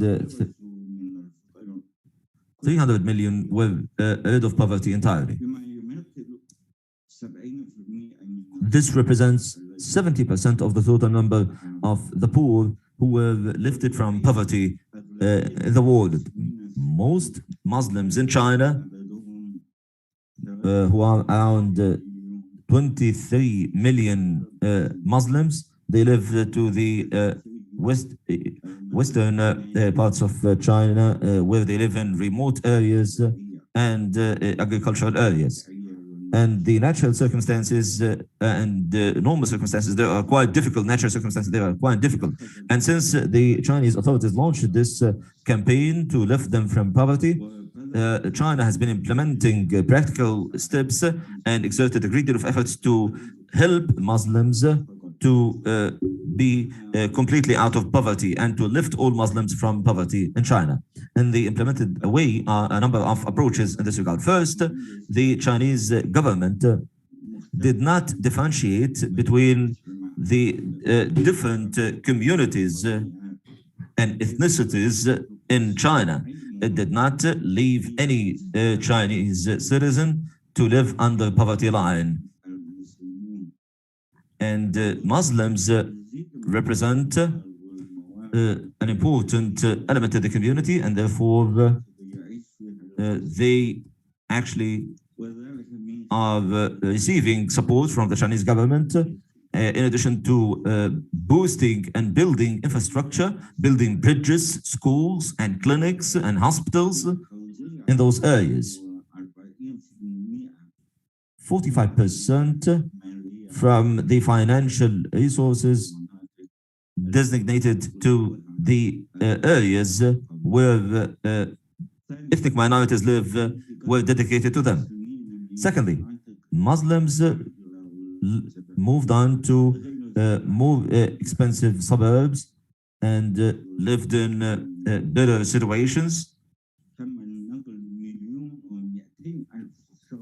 1,200,000 people were moved from such areas to another areas within the last 40 years. This region is considered the poorer area, and the government provided them with accommodation and other living conditions. And also the government provided them with agriculture fields, in addition to building schools and hospitals, mosques, and other facilities in the different villages. Within the last 10 years, there was a lot. Consider 15% of the citizens from poverty. And so the poor Muslims, they try to find a career. For example, in Nishan, and for that the government organized training courses for Muslims. For example, in cooking, that this area is famous about. Also emphasizing on entrepreneurship,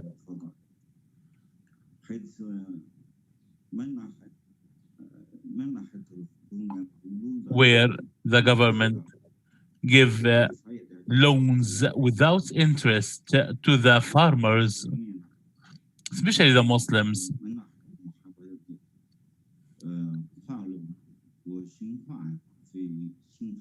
في عدة محافظات in different areas, around 30,000 yuan for every people who would like to open a restaurant in different cities.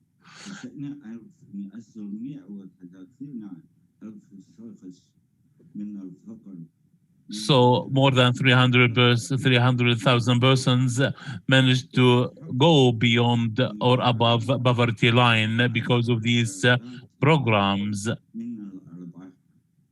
and they managed to achieve profit. Also, 29 restaurants of these restaurants, they represent different countries. Number 5, providing aids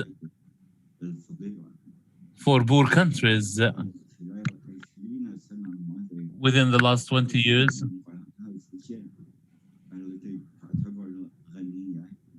They sent staff and technical people to Minsha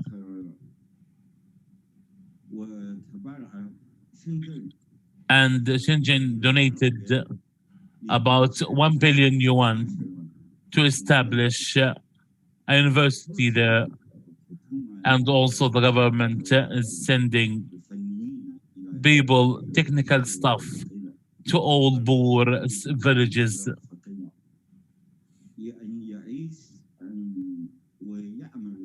so to live and eat with the other community. Also, Islam is inviting to have a dignity living in this world, and so improving the standard of living, and to make sure that children, they have education. Muslim, he deserves to live a very prosperous life similar to other Chinese. So Islam doesn't mean poverty. And so in this life, we need to have a good standard of living. Dear ladies and gentlemen, I think China here took great initiatives and steps as they tried to eliminate poverty and also fighting terrorism and extremism within the training and providing financial aids.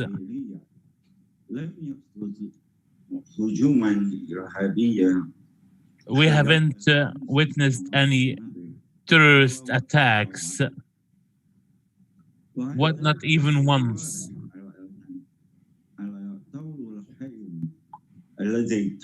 And that indicate the great effort that the government is doing in fighting extremism and terrorism. Also, the Chinese experience is very high, especially in the countries and especially for Muslim communities all over the world. And the Chinese model can be benefited from around the world. Also, that will help in improving the life of Muslims and achieve development where a great number of Muslims, they live under the poverty line and they suffering a lot in education and health. That's what I wanted to share with you. Congratulations for the month of Ramadan, and I hope you have all the blessings, health, and prosperous living, especially within this difficult time. Thank you very much for your attention. Wassalamu alaikum wa rahmatullahi wa barakatuh. Assalamu warahmatullahi wabarakatuh. Thank you, Professor Ding Long. I will be taking over the moderator. Before I invite the next panelists, I would like to remind that each speakers have 7 minutes, and because we are a bit behind the schedule, so I will be sending a direct message once it reaches 7 to 8 minutes. Thank you so much. Next will be a panelist from Japan, Dr. Matsumoto Masumi, Professor of Moran Institute of Technology, Hokkaido, Japan. Please welcome. Hello, this is Masumi Matsumoto, and thank you very much for the invitation. And I'm very honored to be here and speak something on Islamic society in Japan. And can I share the picture?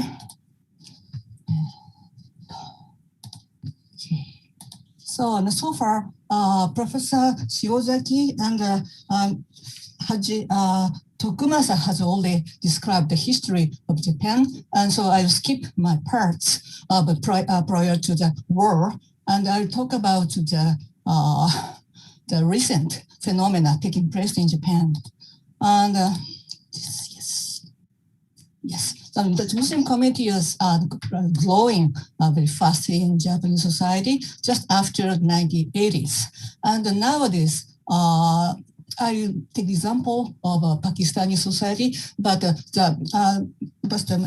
Haji Tokumasa refers that the number of Japanese converts are very limited. But the reason is very simple, because Japanese people have lack of notion of Tawheed, because Japanese custom is ideology, Shintoism, Buddhism, and Christianity. Self-worship is kind of idols. So it is very hard to understand the concept of Tawheed. And because of the rapid economic growth in Japan after 1970 and 80s, the Pakistani community has growing just because of the export of second-hand car. And nowadays, they have a proper visa, working visa, and nowadays 50% plus was second-hand car dealers exporting to all over the world are Pakistani. So it's a very prominent phenomenon in Japan, because Japan is a car producing countries, right? Like Toyota or something like that. And in Japanese society, there's so many second-hand cars, so they have to export to all over the world. And also, there's international student. The number is growing after 1980s, and nowadays, all the national universities accept overseas students, which include Muslims from Indonesia and Malaysia, India, or over. And my university, Iran Institute of Technology, also accept many Malaysian and Indonesian students, and they run a small masjid near the campus.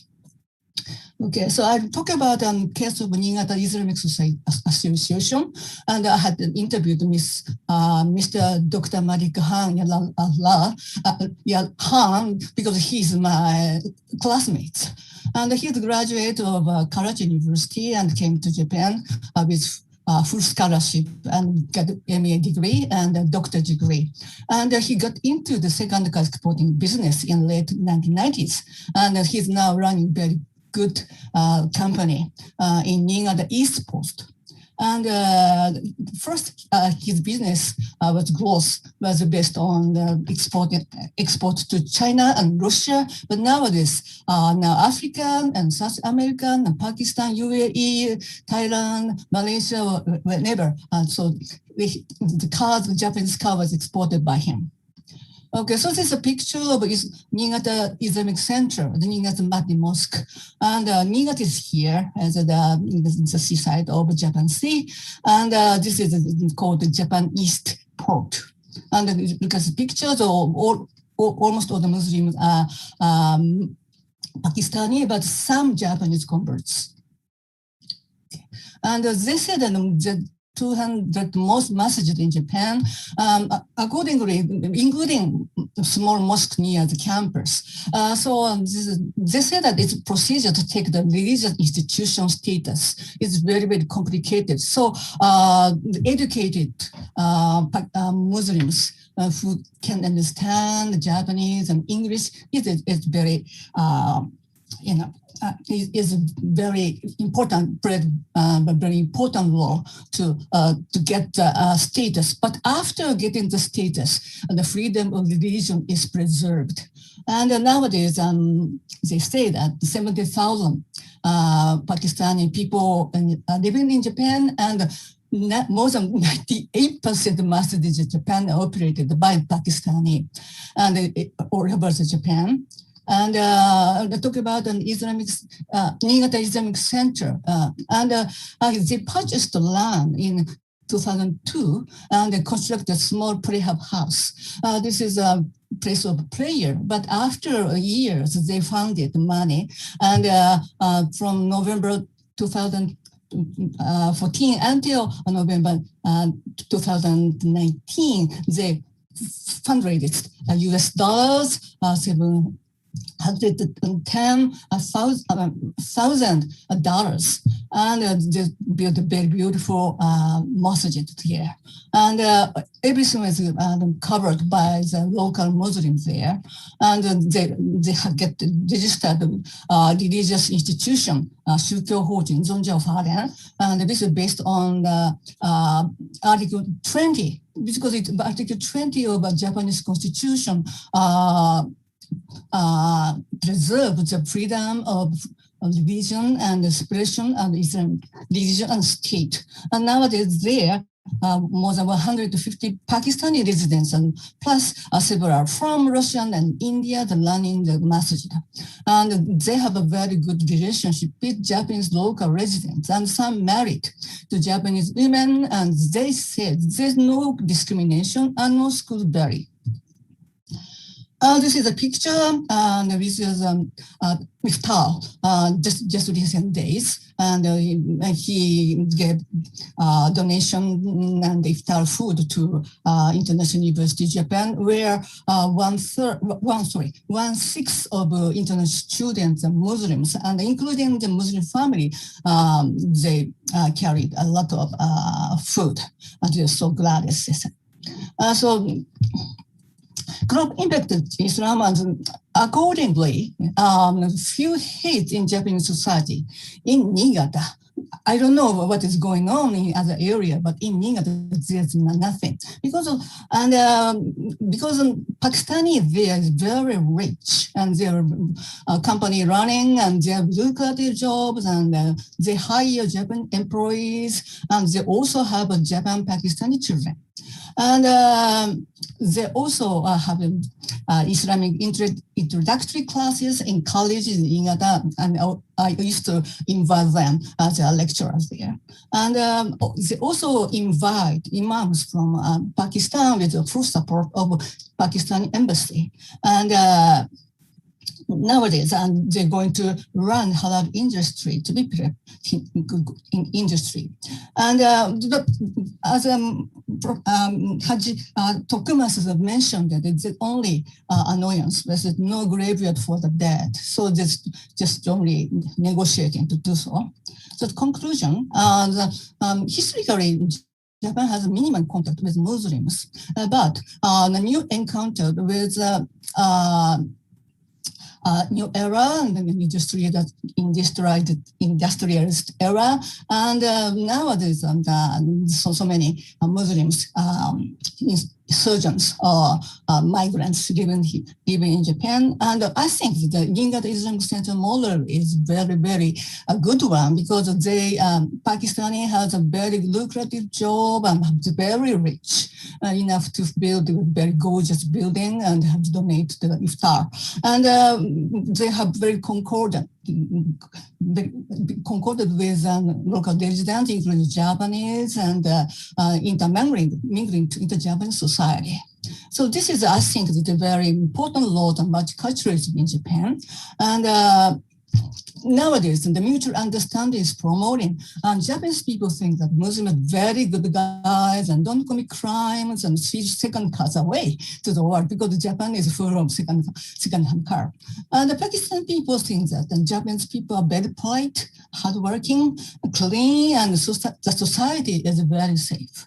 So this means that social stability and safety is very, very important for coexistence and Japanese culture and Islamic culture. Thank you very much for attendance, and thank you very much for the attention. Thank you very much. This is my end of my presentation. Thank you so much, Dr. Matsumoto. I can very much relate to the topic. Thank you for sharing the growth and the importance of the coexistence in Japan. Before I move to the next speaker, I'm so sorry, I forgot to introduce myself. Just finished iftar.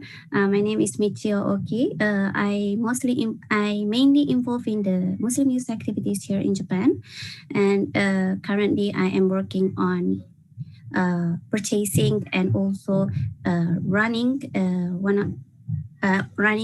the Islamic Education Center in Aoba, Yokohama with my siblings now. All right. Okay, now let us welcome the third speaker for the second panelist, Dr. Waldimir Schurer. I'm so sorry if I pronounce it wrong. Assistant Professor, Department of Sinology, University of Warsaw, Poland. Please welcome.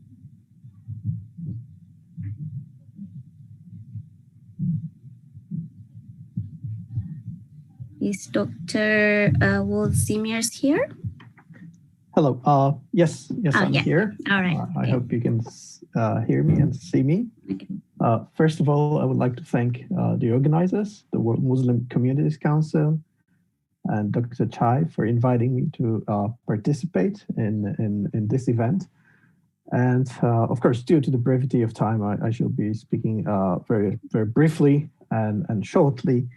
And this is going to be a rather general reflection on my personal observations and experiences as a historian working mostly on the developments in the Chinese Muslim communities in the 20th century, and also as somebody interested in everything Muslim Chinese.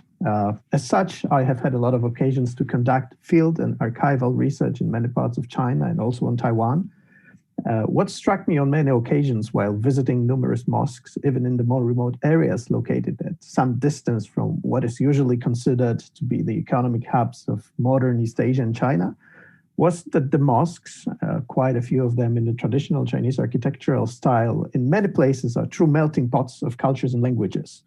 And Jinhong, the capital of the Dai Autonomous Prefecture of Sichuanbana in the far south of Yunnan province, I was surprised to see that the majority of Muslims participating in the daily prayers were actually Burmese, many of them jade merchants and owners of jade shops in the city.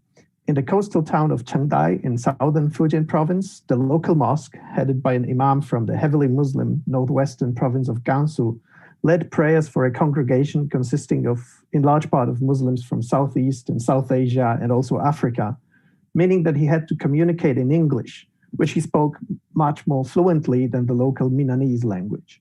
In an otherwise popular tourist destination of Guilin in Guangxi province, a place in which a very rich local Muslim tradition survives, I did not expect to see the Friday prayers to be numerically dominated by foreign Muslims, who are otherwise rather invisible in the everyday life of the city. When the time of the Friday prayer arrived, the Maping Mosque, located in a beautiful park dominated by a dramatic limestone mountain, a very quiet and empty place just a short while before, suddenly burst into life thanks to the arrival of dozens of foreign Muslims, like in Chengdai of Southeast and South Asian and African origin. All of them noticeably very well adapted to the local life, driving the same scooters like the locals, conversing with the few Chinese Muslim present in the mosque in basic Chinese, and otherwise looking very much at home in the mosque and in the town. I've seen similar friendly interactions between Muslims of various backgrounds in Hong Kong, of course, in places like Taiwan, in Taipei and Kaohsiung too, and I'm sure it must be observable in hundreds of other places throughout China and East Asia. All these instances prove that the sphere of interaction between Muslims of different cultural backgrounds is much wider than usually assumed. These scenes are just an anecdotal evidence of a wider phenomenon happening now, that is renewed, wide-ranging people-to-people contact between Muslims in East Asia and their co-religionists from other parts of the world. As a historian, one cannot escape the conclusion that this must result in the appearance of new cultural phenomena for the future historians to study. Besides these contacts between Muslims of culturally Chinese background and their co-religionists from West Asia and Africa, another aspect of interaction which should not be overlooked is the current and historical contact between Muslim communities within East Asia itself. What we might call Chinese Islam and the Japanese experience of contact with Chinese Muslims have played an important role in the history of Japanese Ummah. The role of Chinese Muslims from Taiwan, like Ding Zhongming, a native of Changde in Hunan province in southern China, and Ma Mingdao, a native of Beijing, in the establishment of the first mosque in South Korea also deserves attention.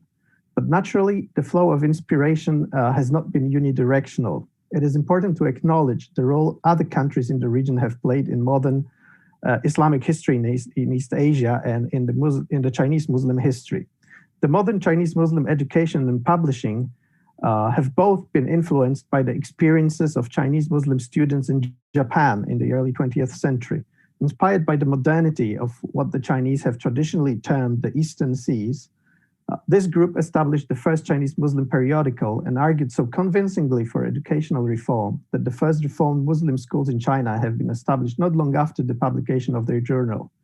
Interconnected with these contacts were also connections with Muslims from Russia, especially Jadidist Tatars, as already mentioned today by President Kimiaki Tokumasu, present in Japan and China in growing numbers in the wake of the Russo-Japanese War. In other parts of the Chinese Muslim world, interactions between the local Muslims and those from the outside world were invigorating the religious landscape. Lectures by Muslim scholars from South Asia in Shanghai's so-called Foreign Mosque on Zhejiang Street were popular with Chinese Muslim Republic during the Republican era, prior to 1949, keenly interested in the situation of their co-religionists in the British Raj and West Asia. In conclusion, the current observations and historical insights all lead to the conclusion that Islam in East Asia and in China has never been limited and confined within national and ethnic borders, and therefore should be studied and engaged with as a universal phenomenon, providing people with unique opportunities of interaction and cross-cultural integration. Let's hope that these opportunities remain open for Muslims in the future, despite various political upheavals and challenges. Thank you very much for your attention, and I would like to wish everyone Ramadan Kareem. Thank you so much. So much. Ramadan Kareem to you too, Doctor. And thank you for sharing the historical insights of the China. So there are many things I learned today on the Islam in China. All right. Without further ado, I would like to call our final panelist, Ms. Ho Sawin Zarina, Principal of the Islamic Qasim Tweed Memorial College, Hong Kong, China. Please welcome. Assalamualaikum warahmatullahi wabarakatuh. So respected Dr. Ali Rashid, Chairman of the World Muslim Communities Council and all other members, I'm happy here to share the experience in Hong Kong. So let me share my PowerPoint with you.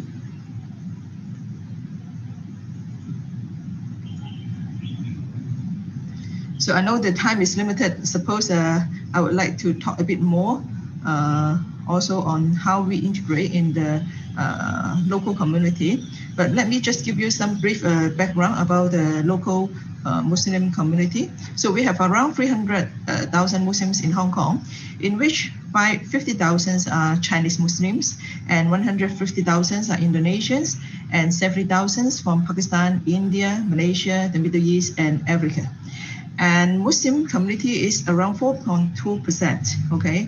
And others, you can see majority, actually over 50% of the citizens, they have no religion backgrounds, or maybe some others other than the Buddhisms or Protestants or Roman, Catholic, Hindi, etc. So as a Muslim, Chinese Muslim, actually, I do not really feel much difficult to integrate with the non-Chinese Muslim, non-Muslim Chinese in Hong Kong. But I would like to emphasize actually is the non-Chinese Muslim, how they integrate with the non-Muslim community in Hong Kong. So basically they share almost similar rights, okay, as citizens in Hong Kong. Like, for example, education, they receive a 12-year free education in Hong Kong. They receive the same opportunities for pursuing higher education in Hong Kong. So I would like to jump to the challenges faced by the Muslim in Hong Kong, actually. So first, let me talk about the socio-economic status. In fact, many of the non-Chinese Muslim, they are quite poor, okay, from the from low-income group. So some of them also receiving government welfare. So like the Pakistani, the husbands, they work maybe 2 jobs, one in the nighttime, one in the daytime. And wife, they're housewife. And many of them actually, they are not educated. So they do not really understand how to take good care of their children, especially teenagers in this challenging time. And many of the Indonesian, they are working as domestic helpers in Hong Kong. So More Chinese non-Muslims shows interest in knowing Islam. However, misunderstandings still exist because, for example, many people still think that Islam is a race. So they think that this is a religion for the Indian, the Pakistani, or Indonesians. For example, like me, sometimes when I go to the market, okay, because I wear the hijab, so some people, when I talk to them in Cantonese, they were surprised. They will ask me, "Oh, how long you have been in Hong Kong? Why you can speak so fluent in Cantonese?" So they thought that I'm an Indonesian. And even some of the Indonesian sisters, when they see me, they will say, "Apa khabar? Okay, how long you have been here? Where is the market?" They talk to me in Bahasa Indonesian, but in which actually I do not really understand much, but I only know some of the vocabularies. So I just tell them, "I'm sorry, I'm a Chinese." Okay, so many of the people in Hong Kong, including the local Chinese and even Muslim, they always think that wear the hijab are Indonesian.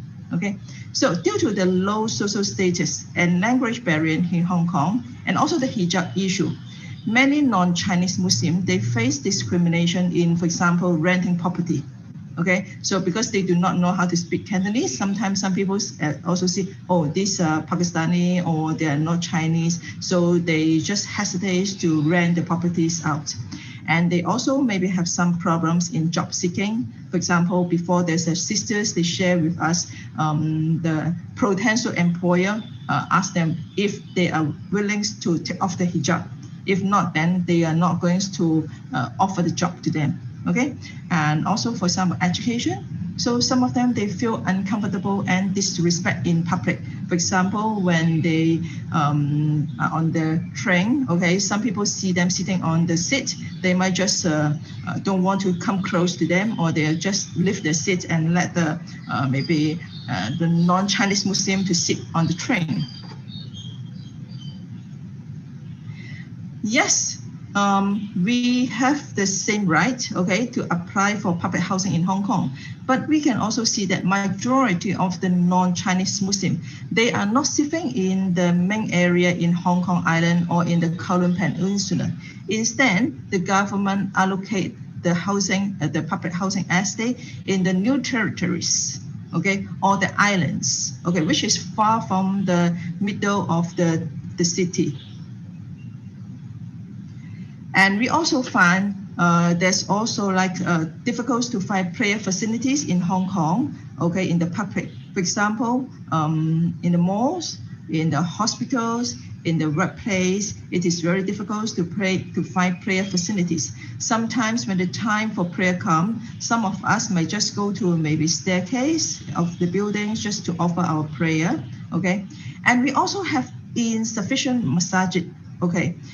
Just now I mentioned we have around 300,000 Muslims in Hong Kong, but we only have, we can say 7 masajid in Hong Kong. But in fact, you can see number 5, number 6, number 7, they are not really used as popular as the others. Okay, so we have, for example, 4 masjids, okay, masajid in the Hong Kong Island, 2 in the Kowloon Peninsula, 1 near the international airport, but there's nothing at all in this big area in the new territories. Okay, so Muslim, if they want to come for the Jummah prayer, they have to come from all the way from new territories to maybe the Kowloon Park.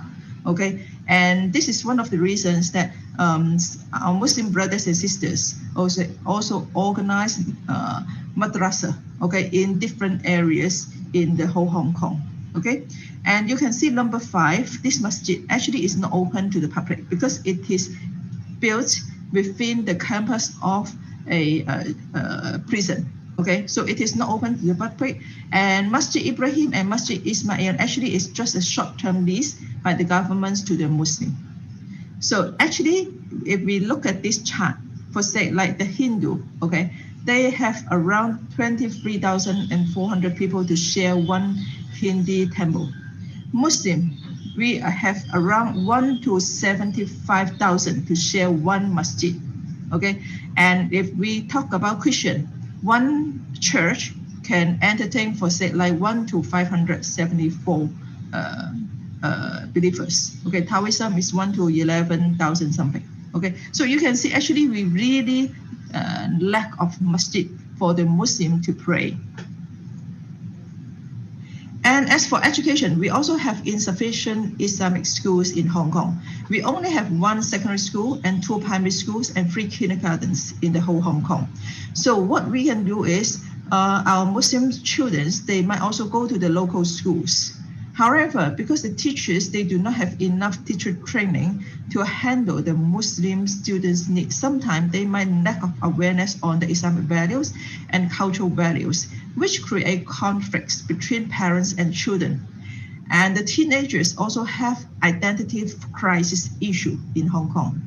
So Moderators, normally they concentrate on teaching Quran recitation, but not on Islamic teaching. So Muslim teenagers, they are lack of understanding about Islam. And they always feel that Islam only talk about haram, haram, and haram. And there's so many rules and restrictions and lack of caring and love when it compared with maybe other religion in Hong Kong. So just like what I also mentioned, because of the parents, the fathers, they have to work, and mother, they do not really have really received education. So many of the, especially like Pakistani parents, they have problems to deal with children in terms of spiritual growth, as well as even their personal growth development. So we also do not have enough Muslim intellectual capital, which I mean, actually, we do not have a lot of Muslim educators in Hong Kong. Okay, so sometimes it is also difficult for us, okay, to ask for those professors to come and share with us about Islamic teaching. But of course, we also have imams in Hong Kong, but sometimes only few imams in Hong Kong is not sufficient, okay, to handle a big population around 300,000 Muslim in Hong Kong. Okay, we also lack of manpower to do da'wah to the Muslim and non-Muslim. And many of the ethnic minority Muslim in Hong Kong, they also need more support for learning Chinese, okay, so that they can communicate well, okay, in the local community. Alhamdulillah, last year, the government started to have the Islamic civilization curriculum, okay, in the secondary school. However, we do not have enough teaching to the local teachers, okay, how they can teach Islamic civilization in any schools in Hong Kong. So even in some of the seminars, I find that that people, they'll say, oh, how can I as a non-believer, okay, to deliver Islamic civilization? And especially if I have maybe another belief background, okay, to deliver these topics, okay, this curriculum to maybe students, they are also studying in schools which have other belief. So let me just summarize. Actually, Muslim integration with the non-Muslim community actually improved a lot in the last 30 years. Government also tried to inject more resources and implement different policies to help Muslim and non-Chinese Muslim community in Hong Kong. However, we are still facing a lot of challenges in Hong Kong, especially when we talk about teenagers issue. So there's require more efforts and cooperation locally and internationally with Muslim organizations and governments to support the Muslim minorities living in Hong Kong. So may Allah forgive our shortcomings and grant us ease after all the hardship, especially under the COVID-19. And once again, thank you very much for allowing me to share the experience in Hong Kong. And let me also say Ramadan Kareem to every one of you. May Allah accept all of our ibadah. Assalamualaikum warahmatullahi wabarakatuh. Thank you so much for the sharing on the context of the Hong Kong. Mashallah, there were several things that we could also relate in the context of Japan, especially on, for me, myself personally, on the teenagers part. There are a few things that we could relate also in the context of Japan. Okay, dear all the panelists, thank you so much for sharing all your knowledge and your insights today. I hope all of us could benefit today. As we end our session, I would like to call upon Dr. Chai Shaojing, also known as Dr. Yusuf, to give an ending remark to our program. Please welcome. Thank you, Michu, for moderating this session. Thank you, all of you. And without you, this webinar would not be this successful. Already, I feel very excited and very thankful for His Excellency Dr. Ali Noami, Imam Yang Faming, and Dr. Amin Tatsumoko, President of Japanese Muslim Association, and Dr. Muhammad Bishari, and Dr. Hossein Kim. Unfortunately, we pray he will recover soon. He's ill today, he couldn't with us. And Dr. Zheng Xiaoyong, and because they have another meeting, they have to go. Even Imam Yang Fami, I think now it's iftar time in Japan or in China. So Japan already passed. So, and also thank all the panelists and all the professors and community leaders for sharing the knowledge from your local community, from your expertise. And although we have, went over time, like more than 45 minutes, but Alhamdulillah, I feel your passion and your enthusiasm. We find many similarities and many common goals that we want to contribute to our religion, we want to contribute to our community, our nation, and we want to contribute to the humanity. You are doing the great work, which exactly match the mission of the world Muslim community, which will often mission to empower and institutionalize, promote welfare of the Muslim communities worldwide, and including East Asia. So with this note, I wish everyone Ramadan Kareem, and I thank for all your contributions. And this is not the end of it, it's just a start. I'm sure we will have more, hopefully not webinars, more face-to-face meetings in the future in your community, or invite you to come to the blessed city of Abu Dhabi to have this more meetings. And again, we have a special guest, Haj Nuruddin Mi Guangjiang and Imam Usman. They all participate in this webinar, and I thank them too. With this, and all the viewers and all the panelists, and our webinar has successfully concluded. And by the way, sorry, I keep forgetting this. We want to thank our moderators, Lina, Sakina, Salim, Zainab Lanjung, and Mikyu Okyu, the wonderful job for moderating session. And we want to thank our 4 wonderful interpreters, Liu Pei Hong, and Yu Tian, and Ali, and other brother, I couldn't see your name, Muhammad. Yes, thanks for your wonderful translation. So, and I hope everyone have a happy iftar ahead, and assalamu alaikum wa rahmatullahi wa barakatuh.